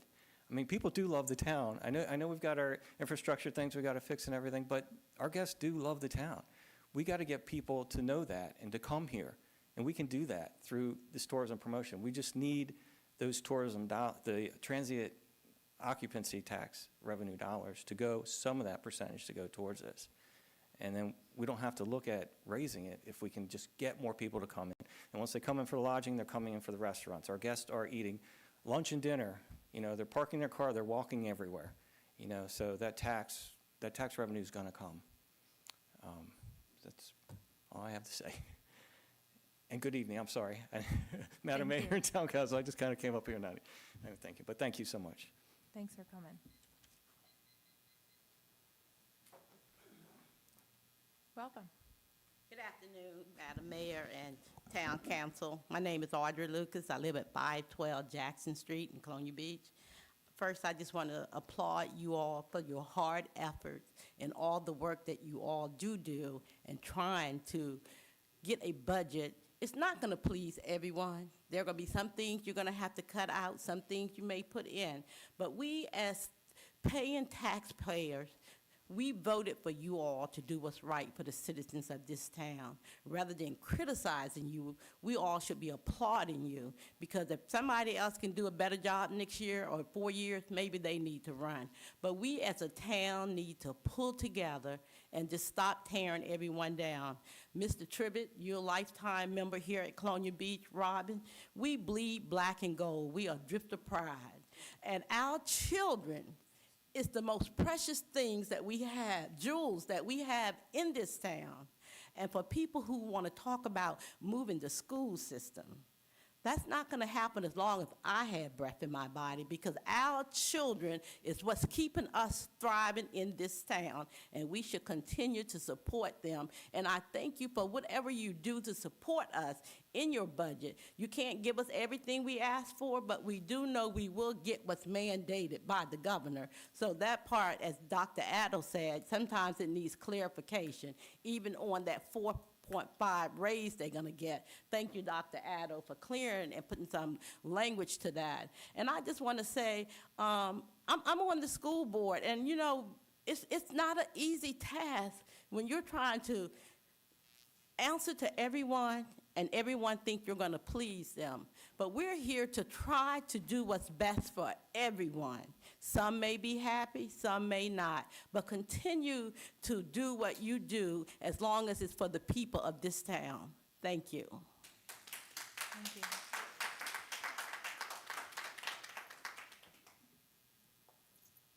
Welcome, Joyce. Hi, Town Council and Madam Mayor. My name is Joyce Gunderson. I have been in town, you hear this every time I'm up here, since 1990. I thank you for everybody that sits up there. I mean, I have gone through a lot of yous, and I mean, it doesn't get any easier. Finances get worse, and it's just tight. It's tough to do a budget. I understand that. I appreciate that Tom Larson did write in and say, and it went through town, and we all know what he said. A third of our budget, a third of our money goes to the school system. What do we do? How do we do? 600 students are getting a third of our budget money, and then we've got the rest of the town. I don't know the right answer, and I've never committed to say where I think the schools, but I don't know the right answer. Don't let drifter pride sink this town. I mean, we've got to figure out something, but I mean, just this whole thing, we have sat in here with hundreds of people with the school system. Right now, that is just an amazing amount of money that is going to the school system when we've got a little pocket of money here. So I'm telling you, I don't know the answer, but it certainly gives out, and the superintendent, verified it, that those figures are right. So it's a lot of money going to the school. And I want to tell you, I just raised $109,000 for the community college on Saturday, and thank goodness that we had 3 students, as the superintendent said, have gotten they've gotten their degrees, and that community college is very active, and I have been very active in this school system of getting kids from the community, from the high school to community college, right up to law school. So I'm all about education and getting children educated and in this town for people to go forward. We're a bunch of old people, and we're not here forever. So we've got to make sure that there are new people here, and the kids to be who we are for tomorrow. Thank you. Thank you, Ms. Gunderson. Anyone else? Welcome.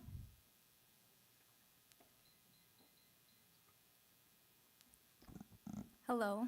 Good evening, Madam Mayor and Town Council. My name is Kelsey Beiser, and I am a small business owner here in Colonial Beach at 227 Wilder. And I am bringing forward today around law statement, then maybe I can have the voice heard or some questions perhaps answered. I guess my questions go around the increase, and does it benefit tourism and growth? Will it benefit the tourism and growth in this town? Will any part of it be reinvested to the tourism infrastructure here to help promote more visitor traffic? Thinking of a plan, if we're raising lodging, what is that plan for the cost increase to visitors, thinking of that effect on us? And having the more so data-driven decision-making, what data are we using to make these decisions? And I apologize if I am behind. I'm just trying to really gather and put information together. And and how does the town support the small business owners who are already absorbing higher costs in labor, supplies, utilities, when we're already strained? Small businesses are the tourism drive seen for the last 2 years. A gentleman mentioned that there's new guests coming in, and I talk to new guests in the restaurants every day, all day, and it's people who have never been to this town, who have never heard of this town. So what's bringing them people to the town? They're not here to look for a specific room, maybe to rent, but they're coming here for the experience that we're all creating. And a lot of these small businesses are here creating experiences opposed to just a transactional moment. And so I want to grow with the town, with the businesses, and just not be left behind. Thank you. Thank you, Kelsey. Yes, and any questions the town manager can get back to you with. Anyone else? All right, we're going to close the public hearing then at 7:42 PM, and I'm going to take a 15-minute recess to take a restroom break. Okay. Thank you.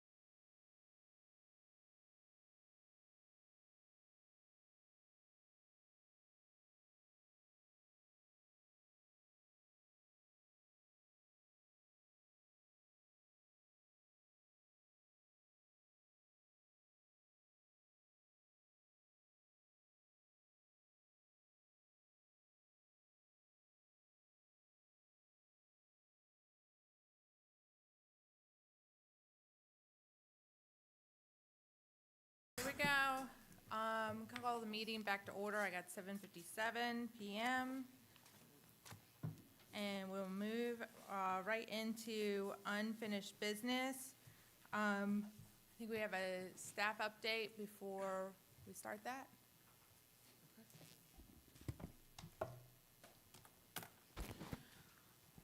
So last council meeting, we provided a proposed budget to council. We were then asked to take the budget back and see if we could provide a COLA. An amount wasn't determined, but just to see if we could provide a COLA, and council members provided some suggestions for additional cuts to be made to the budget in order to provide the COLA. And if possible, to come back with a budget that proposed a zero tax increase while providing for a COLA. So we took the budget back and we received recommendations for additional cuts. And where we could cut, we cut. And based on our cuts, we have just what we were able to cut, and we will present that for you this evening.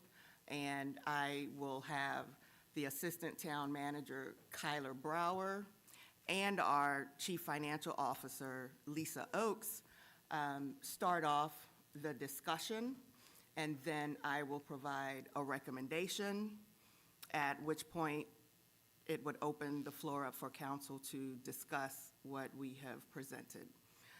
So if Kyler can start us off. Mayor and council, can you hear me okay? Perfect. Yeah, so as we went through the budget, we had many suggestions come through of how we could make additional cuts to the proposed budget that we presented last council meeting. And so with those suggestions, we went through as staff and we looked at where could we cut, right? And we wanted to focus on make sure that we were not hurting our ability to recruit and retain. We could not touch contracts that we've already signed. And we wanted to just make sure that the viability of our ability to continue to provide the services that residents expect are not harmed as well. And so in those cuts, we were able to cut the budget by $38,366.04. And I'd like to go through each of those line items if possible. Starting on line 21 in the town council budget, we cut $2,000 from the food and lodging line. Line 27, we cut $500 from the books and subscriptions line. Moving to the town manager's portion of the budget, line 33, we cut $23,072.40. This is for salaries and wages and part-time. This would be a reduction in workforce.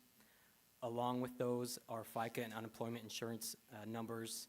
So in total, those three cuts would be $24,848.64. Moving to line 54, advertising, we cut $550. Line 61, travel fares, $500. Line 62, subsistence and lodging, $1,000. Line 63, professional education, we cut by $1,000. Moving into the HR manager's budget, line 93, we cut the internship program. This is the summer interns. This is $6,000. With those are also amounts for FICA and unemployment insurance. So the total of those three items are $6,467.40. Lastly, in the community development and zoning budget, line 496, we cut $1,500 for the additions of furniture and fixtures. And like I mentioned, that is $38,366.04. As we look at what those cuts did for our overall budget, we are still left with a deficit of approximately $46,185.78. That does not include any sort of COLA. And so we have different scenarios for amounts in COLA, and at this time, I would turn it back over to the town manager to make staff's recommendation. So as you all have heard, even with the additional cuts that we have made, taking council members' suggested cuts into account, we were able to reduce the originally proposed general fund budget by $38,366.08. But even with those reductions, we still were faced with a deficit. So in being asked to present a budget that includes a COLA for staff with that deficit, we aren't able to provide a COLA with those additional cuts. I know you all have heard tonight that the county was able to pass their budget without proposing any increases, and King George stands to do the same thing. I think that is wonderful for both counties, and I am confident that we as a town, we will get there one day. We are just not at that position right now to make such a recommendation.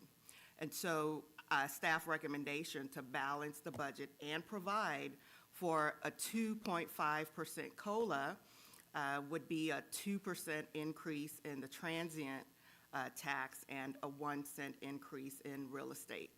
That will generate enough revenue to cover the $117,458.48 that it would need to balance the budget and provide a COLA.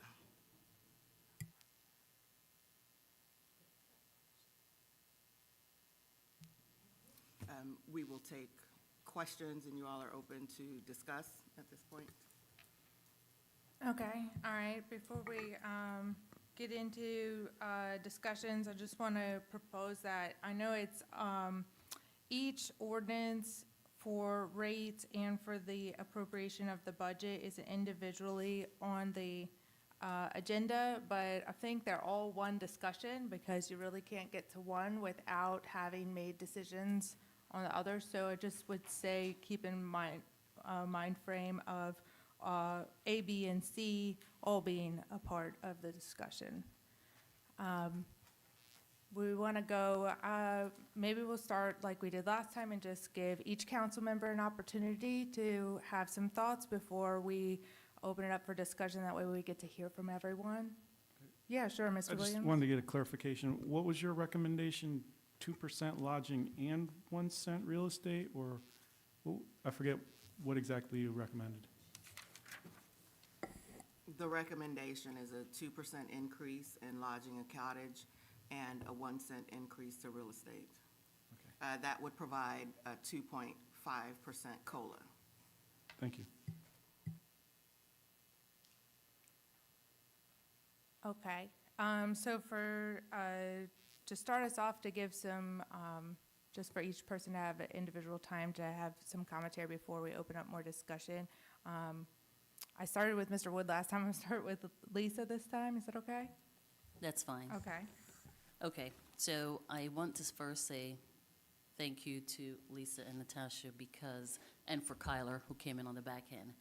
Because originally when I met, for me, having come out of some budget talks, it was a case I had asked when I sat with Lisa that we address 7 areas where we can attempt budget cuts. And it was like hiring freeze, furloughs, non-essential items like service cuts, recreational, discretionary spending like temporary freeze on any travel, continuing education, admin costs, infrastructure, anything besides sidewalks that's not mandatory, asset sales. So I was glad to see at least we went back and tackled some of those areas and then touch. One area that I wanted to touch on is asset sales. Do we have any land or building or anything that can be sold for one-time revenue that can go in towards the budget that would help that deficit? Lisa, you want to address the asset sales question? Or Natasha? No. Okay. I am not aware of any properties that we have currently that we could, but it is not best practice to use one-time monies to, for ongoing expenses, which is what your operating budget is. Yeah, and we have a CIP policy that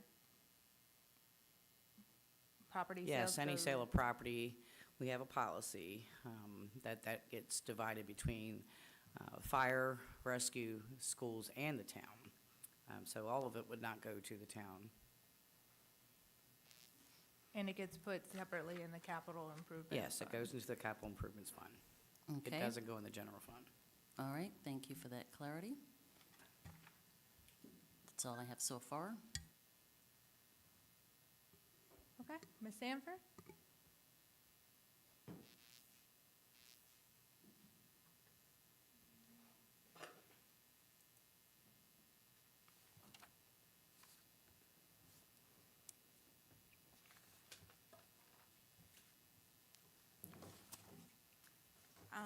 I'm interested to hear what everybody else has to say first, and then come back to me.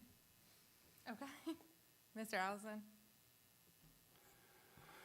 I'd just like to thank staff for their rigorous back and forth that town council has given them direction and providing the services that they've had for the past 4 or 5 months now. Working on this budget, trying to get to a budget that we could somehow fund, and trying to make that a easier bite out of the elephant, as they say, to try to make sure that we are doing the best we can for our town citizens, our tourism, visitors, and everyone. It's not an easy task for them to try to come up with the budget. It's not an easy task for us to pass a budget. But I think they've done a great job in doing so. I think they've actually gone too far, personally, to try to cut out too many things out of the budget, at least this year alone. I know it's tough. I know we keep telling them to try to bring it down to zero, but as things continue to cost more money across the board for, even home expenses for individuals, our businesses that are having to deal with their expenses as well. The town is not immune to any of those items. Each of those meters cost more, each of the pipes cost more, paper costs more, everything just costs more. And then try to give the least impact to our citizens in some form of a tax. It also affects each of us on town council. None of us wants to raise taxes. But at the same time, we have to do what's best for the town and address those as we can. All right. Go to Ms. Royd? I agree with the vice mayor that we've probably used too much of a scalpel. But that said, we have to reach consensus. And I do want to congratulate my colleagues who have proposed some additional budget cuts. Don't agree with all of them, but again, the spirit of compromise and getting things done, that's what you have to do. We have to continue services for our residents, and we also have to pass a budget. So I don't much care about the way that we do it, but we're going to need to come up with the funds in order to continue services to our citizens. Because I don't think if we ask our citizens, do you want fewer potholes closed? Do you want fewer cops to show up when there's a problem? Do you don't want to have your snow removed? So these are basic services in the town, and we've already cut some senior citizens in this thing, okay, who have provided services to the town that are literally a third of what a regular employee would cost us, okay? So to me, that's far enough as far as cutting goes. Mr. Larson? Can I ask a question first? Sure. So on the 2.5% COLA and the. Will you move your mic closer sorry. to you? Yeah, on the 2.5% COLA, what was the round number? What was the cost for that? Do we The know? cost for just the 2%? I think we were proposing 2.5. Oh, 2.5, sorry, it was $117,000, $458.48. No, that's a total with the deficit. How much is just the COLA? Sorry. That was Thank you. clarification point. Yeah, Doing some calculations. I think it's 84,069. And then likewise for the, for the two tax increases, what will those each generate in revenue? Say that again? For the two different tax increases, the 2% lodging and the 1% real estate, individually, what do they produce in revenue?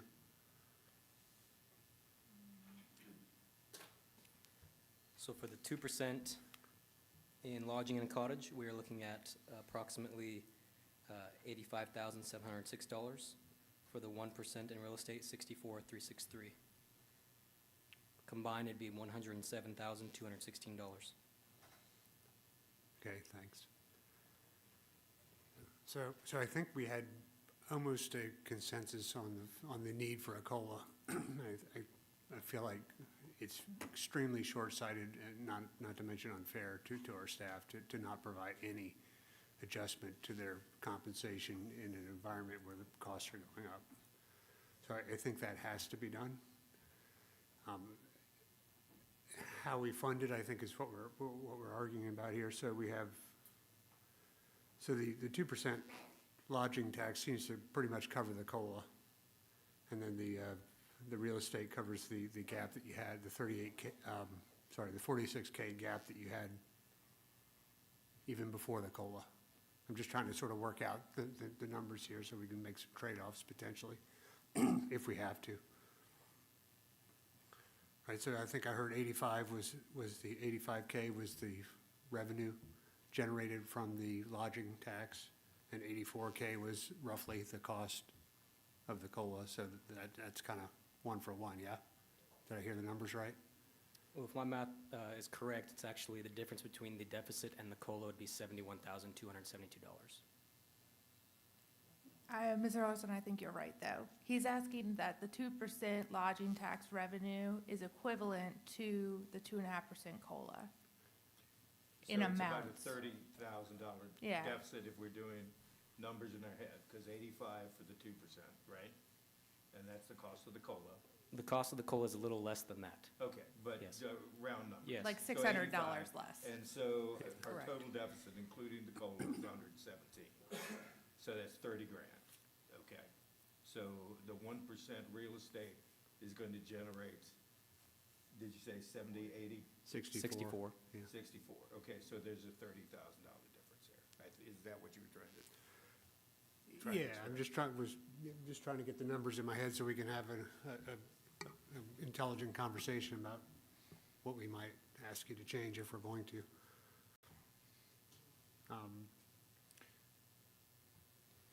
So let's make sure our numbers are right.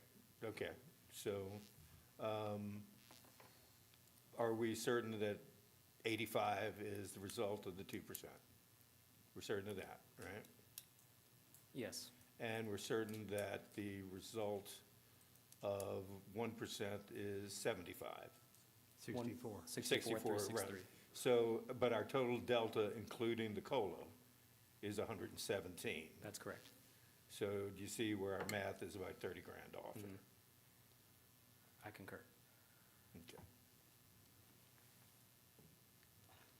Okay, I think that clarification was helpful, so we had some things to talk about. Do you want me to come back to you, though? Because I feel like that just got used for more clarification questions, which is fine. Yeah, if that's okay. Sure, that's fine. I'll have more to say, but I'm still sort of processing the Yeah, numbers, yeah. and we may have more questions that come up like that. Yeah. Okay, Mr. Williams? Let's see. This is, I guess, my fourth budget process in the town. And it doesn't really get a whole lot easier, but my confidence hasn't really risen a lot either in the process. I'll start off by saying that I've talked to prior council members from previous councils past, and they said that they worked in a COLA every year for the most part. And they did that first, and we're kind of doing it backwards by adding it on a tail end making it part of the political process. This is just my opinion, so I don't want to get in a big argument with anybody.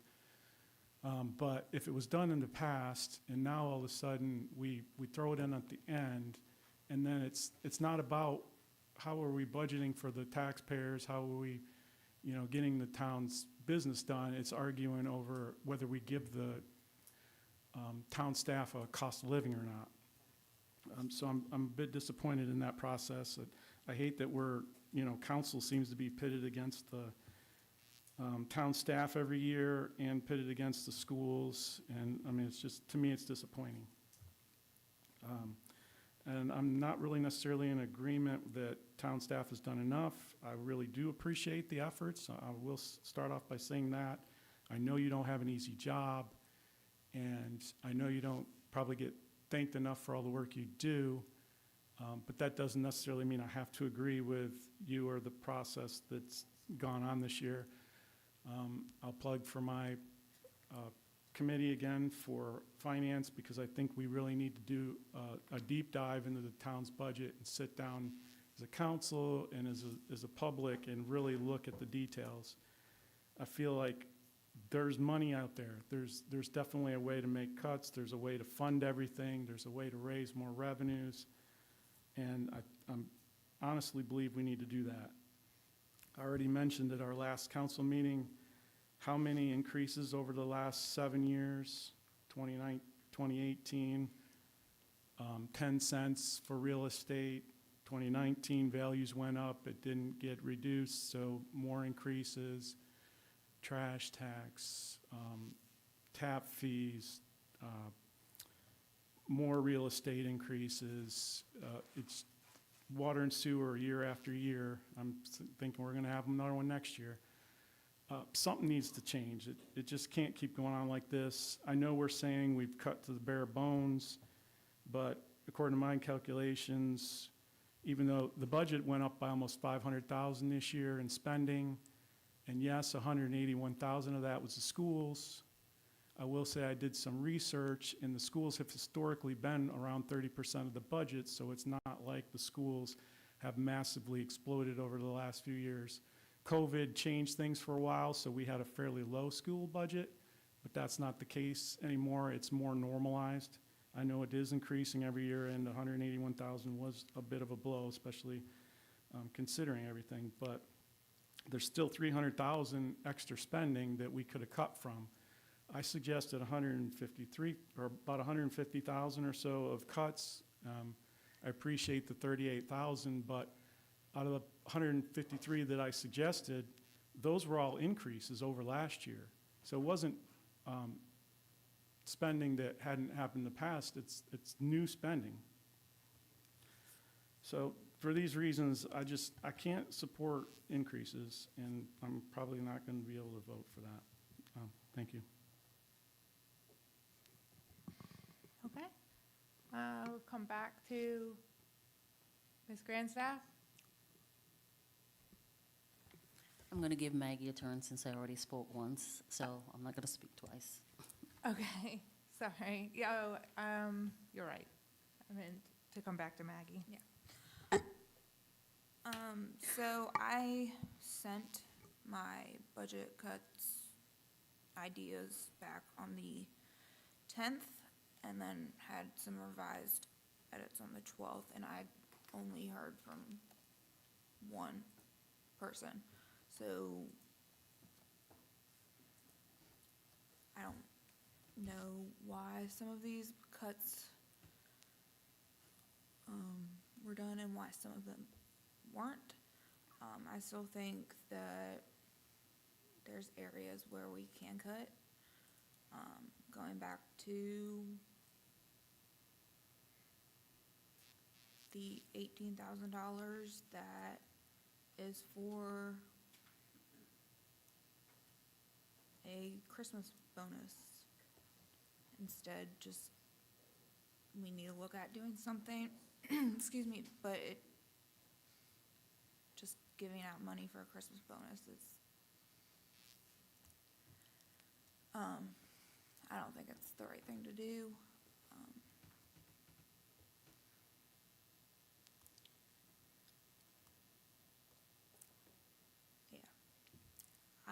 I don't want to raise taxes. I think that there is a way that we can make this budget happen, and I know staff is working really hard, and I do appreciate everything that they do, but I think we need to take a look at maybe,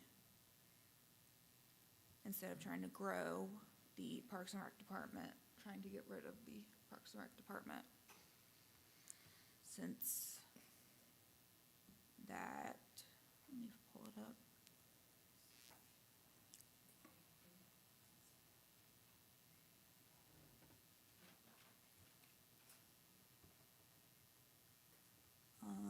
I know it's a big line item, and it's a one-person run department right now. I don't really think that it's needed to help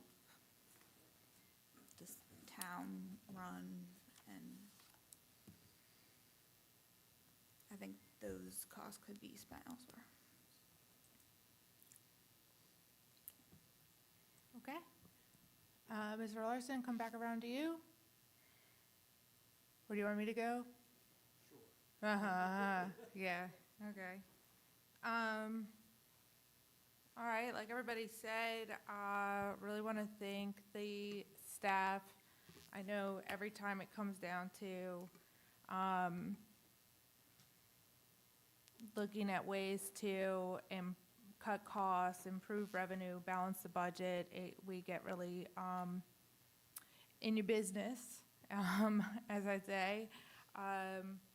So, you know, I know that that's not easy. I know you have to go through justifying everything that you have in here. I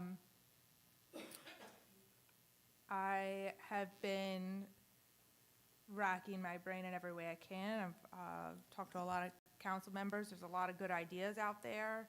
I think there are a lot of good ideas for, as we move forward in this year too, to looking forward to FY27 on ways to improve revenues or cut costs long-term, but they are going to require policy changes. And so I'm hesitant to anticipate them without actually implementing policy into effect and understanding how that works. And but I did have a couple questions for staff because I don't know where Mr. Larson was going with this, but I think if there can be a way to get the COLA in, but maybe not do both raises, then I'm open to that. I'm open to all possibilities. But I just had a couple questions for you guys on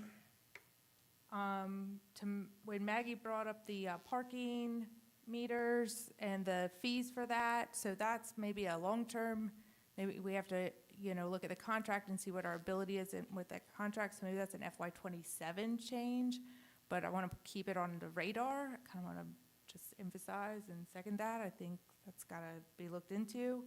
I know we've talked about contract negotiations. I know we're in a lot of these contracts, but that's something also Mr. Williams brings up often, and looking at where we can negotiate within them, particularly with the county. I think we have some zoning fee policies that are going to come forward to us, fee changes that Darla's mentioned before. Those will be happening this year, but aren't in place yet.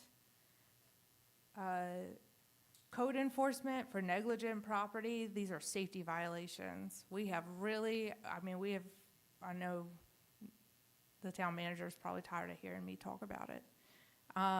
But we used to do more in the fines for negligent property.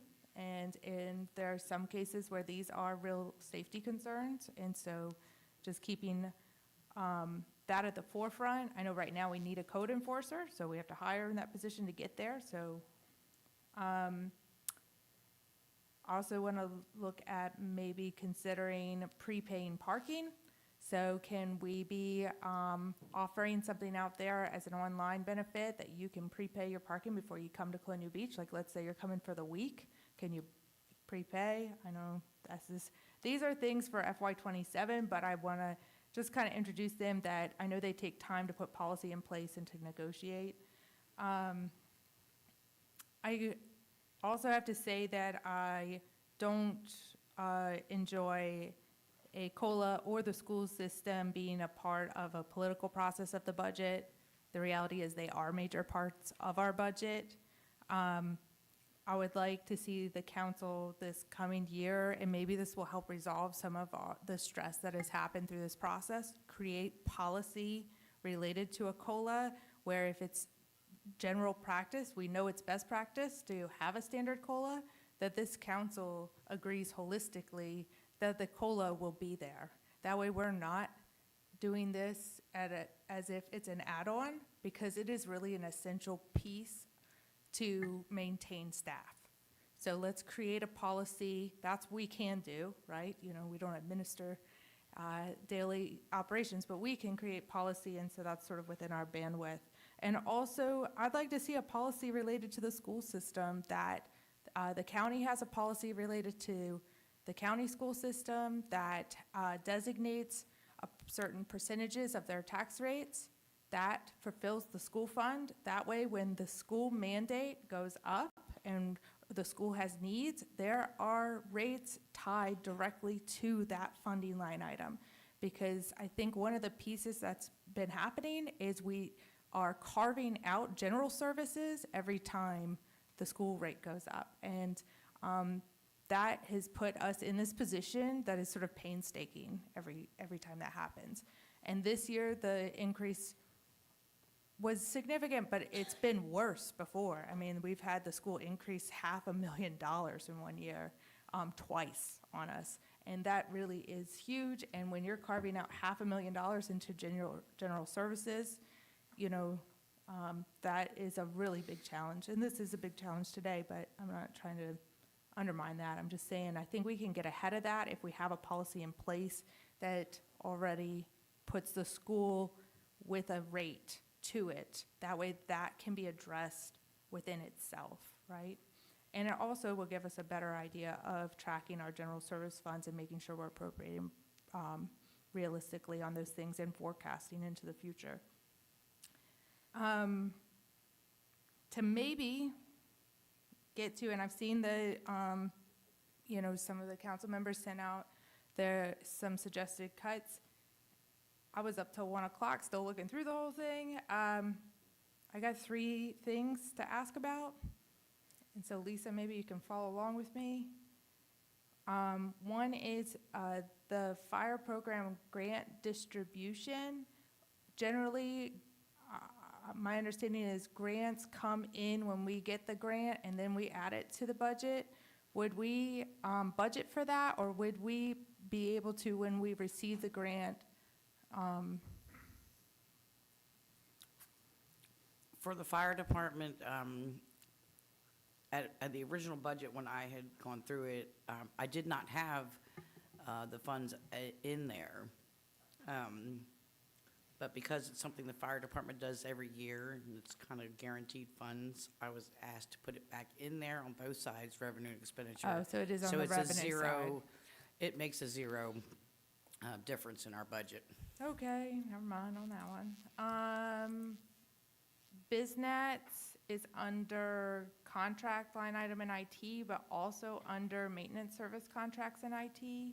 Yes, the maintenance service contracts are all the contracts we have with them for Microsoft 360, Viper, all of our security, our emails.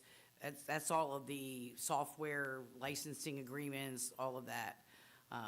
The other part, the contracts for professional services, is their IT support. We don't have an IT department. We don't have IT support. Adam does what he can. Phil does what he can, but we still need that IT support. And that's for when they have to come out or do remotely fixes on our computers, setting up new computers, setting up new emails, things like that. Okay. So one is an actual contract for our software licensing, our domain name, things like that. The other one is for them doing the actual IT services support. Okay. And the last one is a contract in parking. For professional services and parking, that's Kale. They take care of all of our meters. And Chris can explain all that to you more, but they handle, we actually combined all three line items because it's kind of crazy trying to break out what was a maintenance part of the contract and what was the actual meter contract. And so we decided to put everything, Kale is the only vendor that goes in those line items ever, and it's just to keep those meters up and running. Okay. Well, thank you. I didn't get anywhere on finding that, but, all right, who do I, come back to you, Tom? So on the policy suggestions for the following year, so one of the ideas that had been floated that none of us like for funding, say, the COLA, might be a transfer from ARPA funds, a one-time kind of funding mechanism, which is dangerous and bad practice because we're setting ourselves up to, we have to pay that same 2% and then next year's COLA as well. So we're setting up a debt for the following year. But if we're relatively confident that we can make some of these policy changes that will be revenue generating, would that make us more comfortable in doing the one-time transfer, knowing that in FY '27, we're going to make some policy changes that will boost revenue without necessarily increasing taxes? So I'm just kind of throwing that out for a comment to the rest of the council for food for thought, because I sense that we're not going to get the votes on this panel to do the both the lodging tax and the real estate tax increase, right? So what can we carve out of that? Get the COLA in, which I feel like is non-negotiable from my perspective. Well, then I would like to make a movement, actually. Is it fair to assume that we're not probably going to get an agreement on we talked about the real estate tax or in the cottage tax. We're probably not going to get yes votes on raising those by 5 people on the council. Is that a fair statement? So here's what I would move, is that we have a balanced budget. We use the ARPA funds to pay the $117,000 deficit. And we leave here with a passed budget. Okay, you're putting that in a form of a motion? I'm putting in a motion. All right, is there a second to that motion, then we can discuss it? I'll second. I'll second. All right, we got a second. I'll third. Third it, okay. So the motion at this point is to fund the budget as proposed by the town staff with no tax increases and funding the $117, which would include the COLA with the ARP funds. Is that my understanding? I just want to make sure it's clear. That is correct. All right, so that's now up for discussion. If I could just follow up, Madam Mayor. Oh, sorry, yes. I think that's a win-win for all of us, frankly. You guys have worked very hard not to see a tax increase. And I congratulate your dedication to the folks here in Colonial Beach. That said, we do have a town to run, and it does cost money, tank of gas. We all know it, right? It costs us more at the grocery store and so forth and so on. So, yes, the mayor's proposal as far as policies, so that next year we're not struggling and so forth and so on, that would be a groovy thing, because I like to get to bed earlier than we do on these budget nights. But hopefully we can get everyone to see what I think is the wisdom of that. So that's what I have to say. Just to pile on, if I may, if we make this move, and I did second it, but if we make this move, I think we have to commit as a body to start working on those policy changes quickly so that we don't face the same solution next season, for FY '27. right? So while I know it's not part of the motion, I think it needs to be sort of an agreement in principle with this group to say, if we're going to balance the budget with one-time funds, we're going to make some policy moves so that we don't have to do that next year. We can start having coffee tomorrow, talking about it. Fair enough? Yeah. Okay, Mr. Williams, I see your hand up. Yeah, I recall getting a severe lecture by the mayor at the last meeting about this, and now it's being proposed, so are we, you gonna lecture I did yourself? not propose it. Or, I mean, did you not gonna propose it. Are you gonna lecture Tom about that? 'Cause- Yep. Or In Rick, I about mean? 5 seconds, Mr. Williams. The only suggestion I'll make is, one of the suggestions I had made was that we were gonna give the town clerk a $6,000 pay increase to cover the, what do you call it, the health insurance. And my suggestion is, I didn't support that, but my suggestion is if you are gonna do that, it should be money towards her health insurance because, for one thing, a significant chunk of that money is gonna go to taxes. So we're just gonna be paying taxes, and she won't actually get the $6,000 benefit. She'll get maybe 40% of that or something. So I think it doesn't make any sense. Still don't necessarily agree that one person in town gets family coverage and the rest don't, but if you're all gonna do it, I think you should at least consider the smart thing of not letting it all be taxed so she loses 40% of the actual benefit. Okay, I think that kind of gets into policy management, so, yeah. The $6,000 is not going to be added to her salary. We added it to the salary line item just for aesthetic purposes. The health insurance will be paid, that $6,000 that you're awarding to Heather will be paid directly toward her premiums. It's not going to go to Heather. We will pay her premiums using that $6,000. So there'll be no taxes on it or anything. Okay, that's why I was confused. It was on her salary, so I didn't know. Thank you.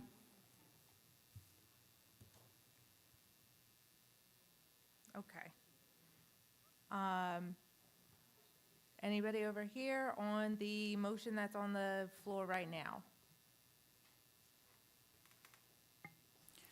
Okay, so to clarify, if we're going to do a one-time funding from ARPA in order to balance the budget, then it eliminates the real estate tax increase and the lodging tax increase?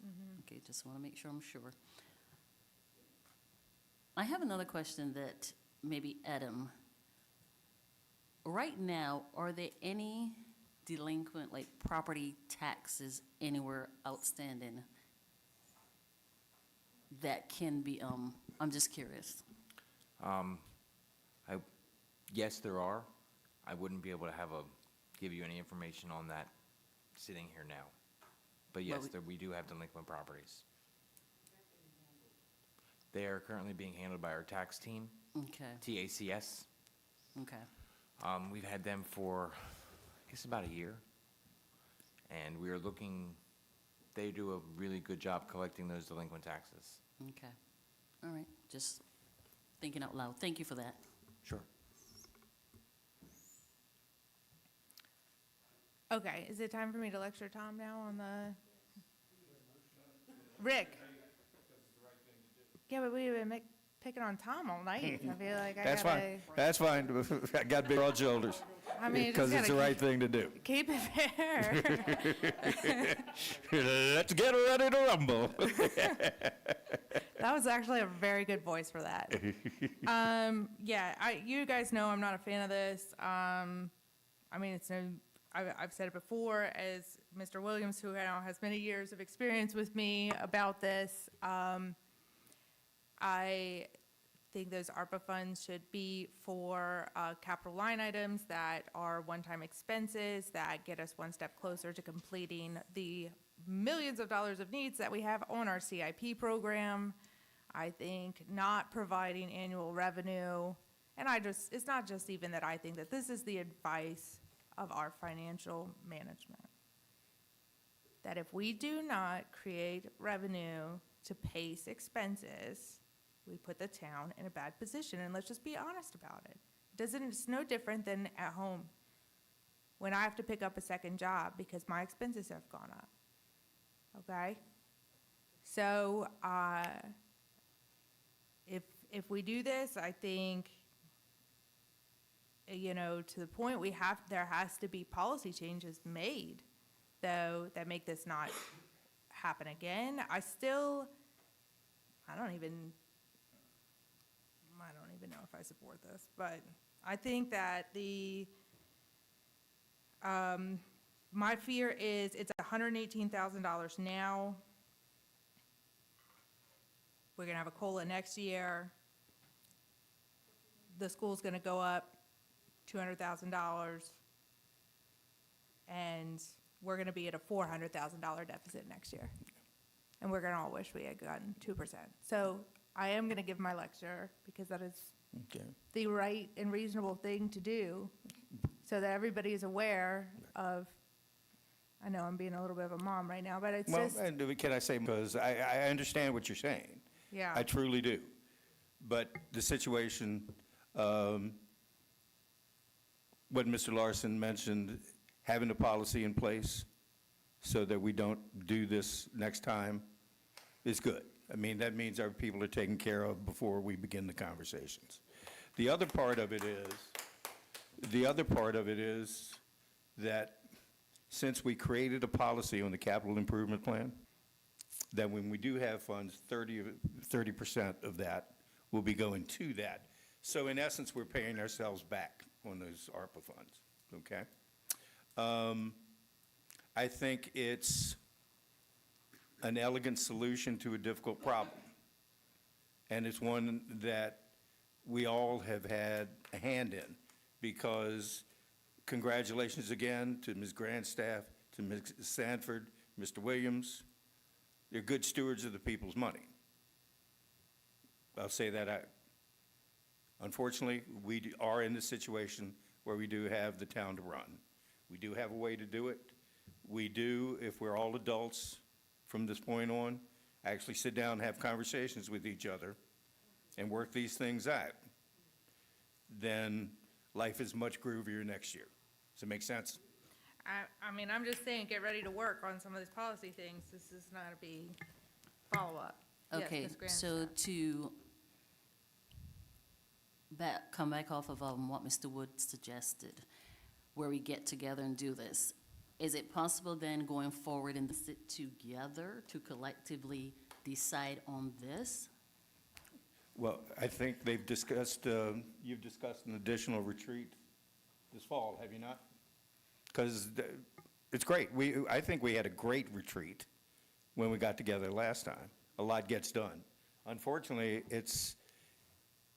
the rules are there can't be more than two of us unless it's an official proceeding, right? You So- want a budget retreat? How about a finance committee? I want to be at it, and I think there's more than 3 people that want to be at that. Okay, well, then, let's do that after we vote on this budget. I think we cut that line item to have retreats. I think we cut it. You're laughing. Yeah, I'm not laughing, yeah. I mean, Mr. you can have a on. retreat without spending money. You No, don't I need agree. to Yeah. portion out money for food and the facilitator to have a conversation. Okay. Because if we're so moved and it's something that we want to do and we get together, each person brings something to lessen costs where nobody has to have anything catered and use a building that we already have. Because if we are motivated to be able to want to make the hard decisions, take care of the town and not tax our citizens, but as Mr. Wood says, we still have to run a business. There are difficult decisions that we have to make together to be able to do these things. And even if we disagree, we can disagree respectfully while listening, because at the end of the day, we can always learn something from even, not saying we're enemies, but we can even learn something each time if we don't have our walls up. And I think this group, we want to work together for the benefit of the citizens who elected us. So, if it means, like, Latasha, like you said, this time you never asked for anything. Maybe next time is that we work in that COLA, since you are town manager for the staff, that would be the first response instead of the last resort of what it seems like right now. And I'm just saying that with all due respect. So that's my $2.50 worth right I think there. when we get to the budget scheduling time, we'll put that in the budget schedule so that it's, has a date to it, because we're gonna have to take off work and stuff like that. I think, if we really wanna do the whole thing together, it's gonna be a day. Yeah, okay. Yes, Mr. Williams. Yes, just last couple little comments. I'm glad Rick got his lecture too, like I did, and I'm glad you liked the idea that I had before. Is it harsh enough? I could be harsher. But, It's not late enough yet. And I'm actually glad that it's working out, because I haven't been able to vote for a budget yet, and I feel like I can support this. I really do urge council, and maybe I can get one or two other people to agree to actually have a finance committee, because I feel like it's not just about budget meetings. We need to really take a deep dive into the town's finances, and not just the expenditures, but the revenues, and come up with ways to bring in more revenues in this town. Partner with some of the businesses that said they have ideas of how to bring more revenues in the town, and not punish them by increasing their taxes. So I think that would help. I mean, if I can't get the support, I can't, but other than that, I'd say good. So why don't we sort of do both? Let's start with a council, call it a retreat or whatever. Let's all get the process started as a group, and then in that discussion, discuss, follow-on work to be done by maybe a subset as a committee. As long as we can have it in public with the citizens It- having it input. would- And it would have to be either way, right? A three-person committee is still, has to be a public meeting. Yeah, before we get too far down that Yeah. road, we have a Yeah, yeah, motion on the yeah, floor, I know, I and know. there's a lot more to that particular discussion. So, okay. Got it. All right, is there any other comments on the motion on the floor? Okay, I'm gonna call for a vote then if there's no more discussion. Madam Mayor, if I can interrupt real quick. Just as a recommendation, this is just for the general fund, the 117,000. We will also need to appropriate funding for the water and sewer funds. That will need to be For the COLA. for the COLA, that's correct. Would you like to amend the motion, Mr.? We did that last time, right? No, we did not do an appropriation, Not for the COLA. not for the COLA. Yeah, that's correct. It was just that we could use the ARPA funds, but we didn't appropriate that. Okay, okay. So the 117 is including the water sewer? No, it is not. That is what, Like 15 grand or something? Total, 15, I I think. have the number. So for both water, sewer, and the general fund, we are looking at $136,000, $532.11. and how much is in ARPA? Can we? 50. Okay. In ARPA, we have $356,000. This would leave us approximately $102,000 left. Can we say we paid ourselves back for the because we are using ARPA funds to put back into our general budget. Didn't we just get the 2 million from DEQ? Is that not? That's not in Yes. ARPA. It's going back in ARPA, that when we paid for the CDA project, that was what it was. When we got reimbursed by Got it, DEQ, got that it, would go got it. back into the ARPA fund. So that money will be put back in ARPA. Okay. The But that is balance that's not there what- now is money that has not been spent or allocated to any other project. Okay. We still have more to do in this meeting, so would you like to amend the motion? 136? We don't have to have the exact dollar amount. I think all we have to have is a motion that we're gonna pass a balanced budget as the staff proposes, and include the 2.5% COLA for water, sewer, and general funds by supplementing with ARPA. I so moved and I so chastise you. That's fair enough. All right, but you accept the amendment to the motion? Okay, so you guys understand what just happened over here? Does anybody have any discussion about that? Okay, so we are voting on. Yeah, you want We to need a second second it? to the amendment. Second the amendment. Okay. All right, so right now, can I vote on the whole thing, Pal, at one time, the amended motion, if he's accepted the amendment? Yeah, that's what I thought, okay. All right, so we're voting on the amended motion, so that's all done in one swoop. Okay, I'm gonna start over here. Ms. Grandstaff? Quick question, why can't we specify the discussion. dollar amount? Oh, we can, it's just, I didn't want us to put us in a box if it was a penny off or something, and so the policy point is, it's around 136. I got a parliamentary question. Sure, Mr. Williams? It says on our agenda, vote on the tax increases for both a general lodging and for the real estate. So don't we have to go through those one at a time before we get to the budget, which is at the end? It'll be no, yes, I would imagine. I think we can aggregate it to one vote is what I was told. Yeah, I think the way you have this motion, I mean, there's no tax increase as part of this motion, as I understood. The So we- original motion, then it was amended, so you're voting not to increase taxes by voting for this. Yeah, by default, it solves the other two. Okay, thank you. Okay? All right. All right, any other? If there's more stuff to discuss, that's fine. I want to make sure I give everybody opportunity. All right, Lisa, I'm starting on your side. Ms. Grandstaff, how do you vote? Aye. Ms. Sanford? Aye. Mr. Allison? Aye. Mr. Wood? Aye. Mr. Larson? Aye. Mr. Williams? Aye. Oh, my goodness! Woo!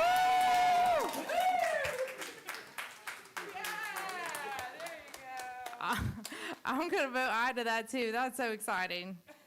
All right. Okay, next up, we have closed session. So I'm going to read the closed session. Hold on, guys, before you have a party.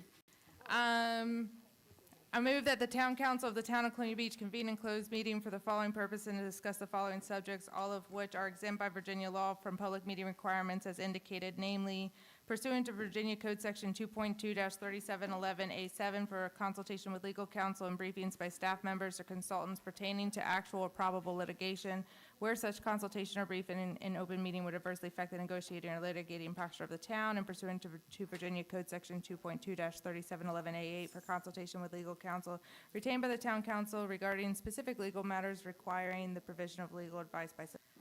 Is there a motion? A second? Second. All in favor? Aye. Aye. All right. We might get to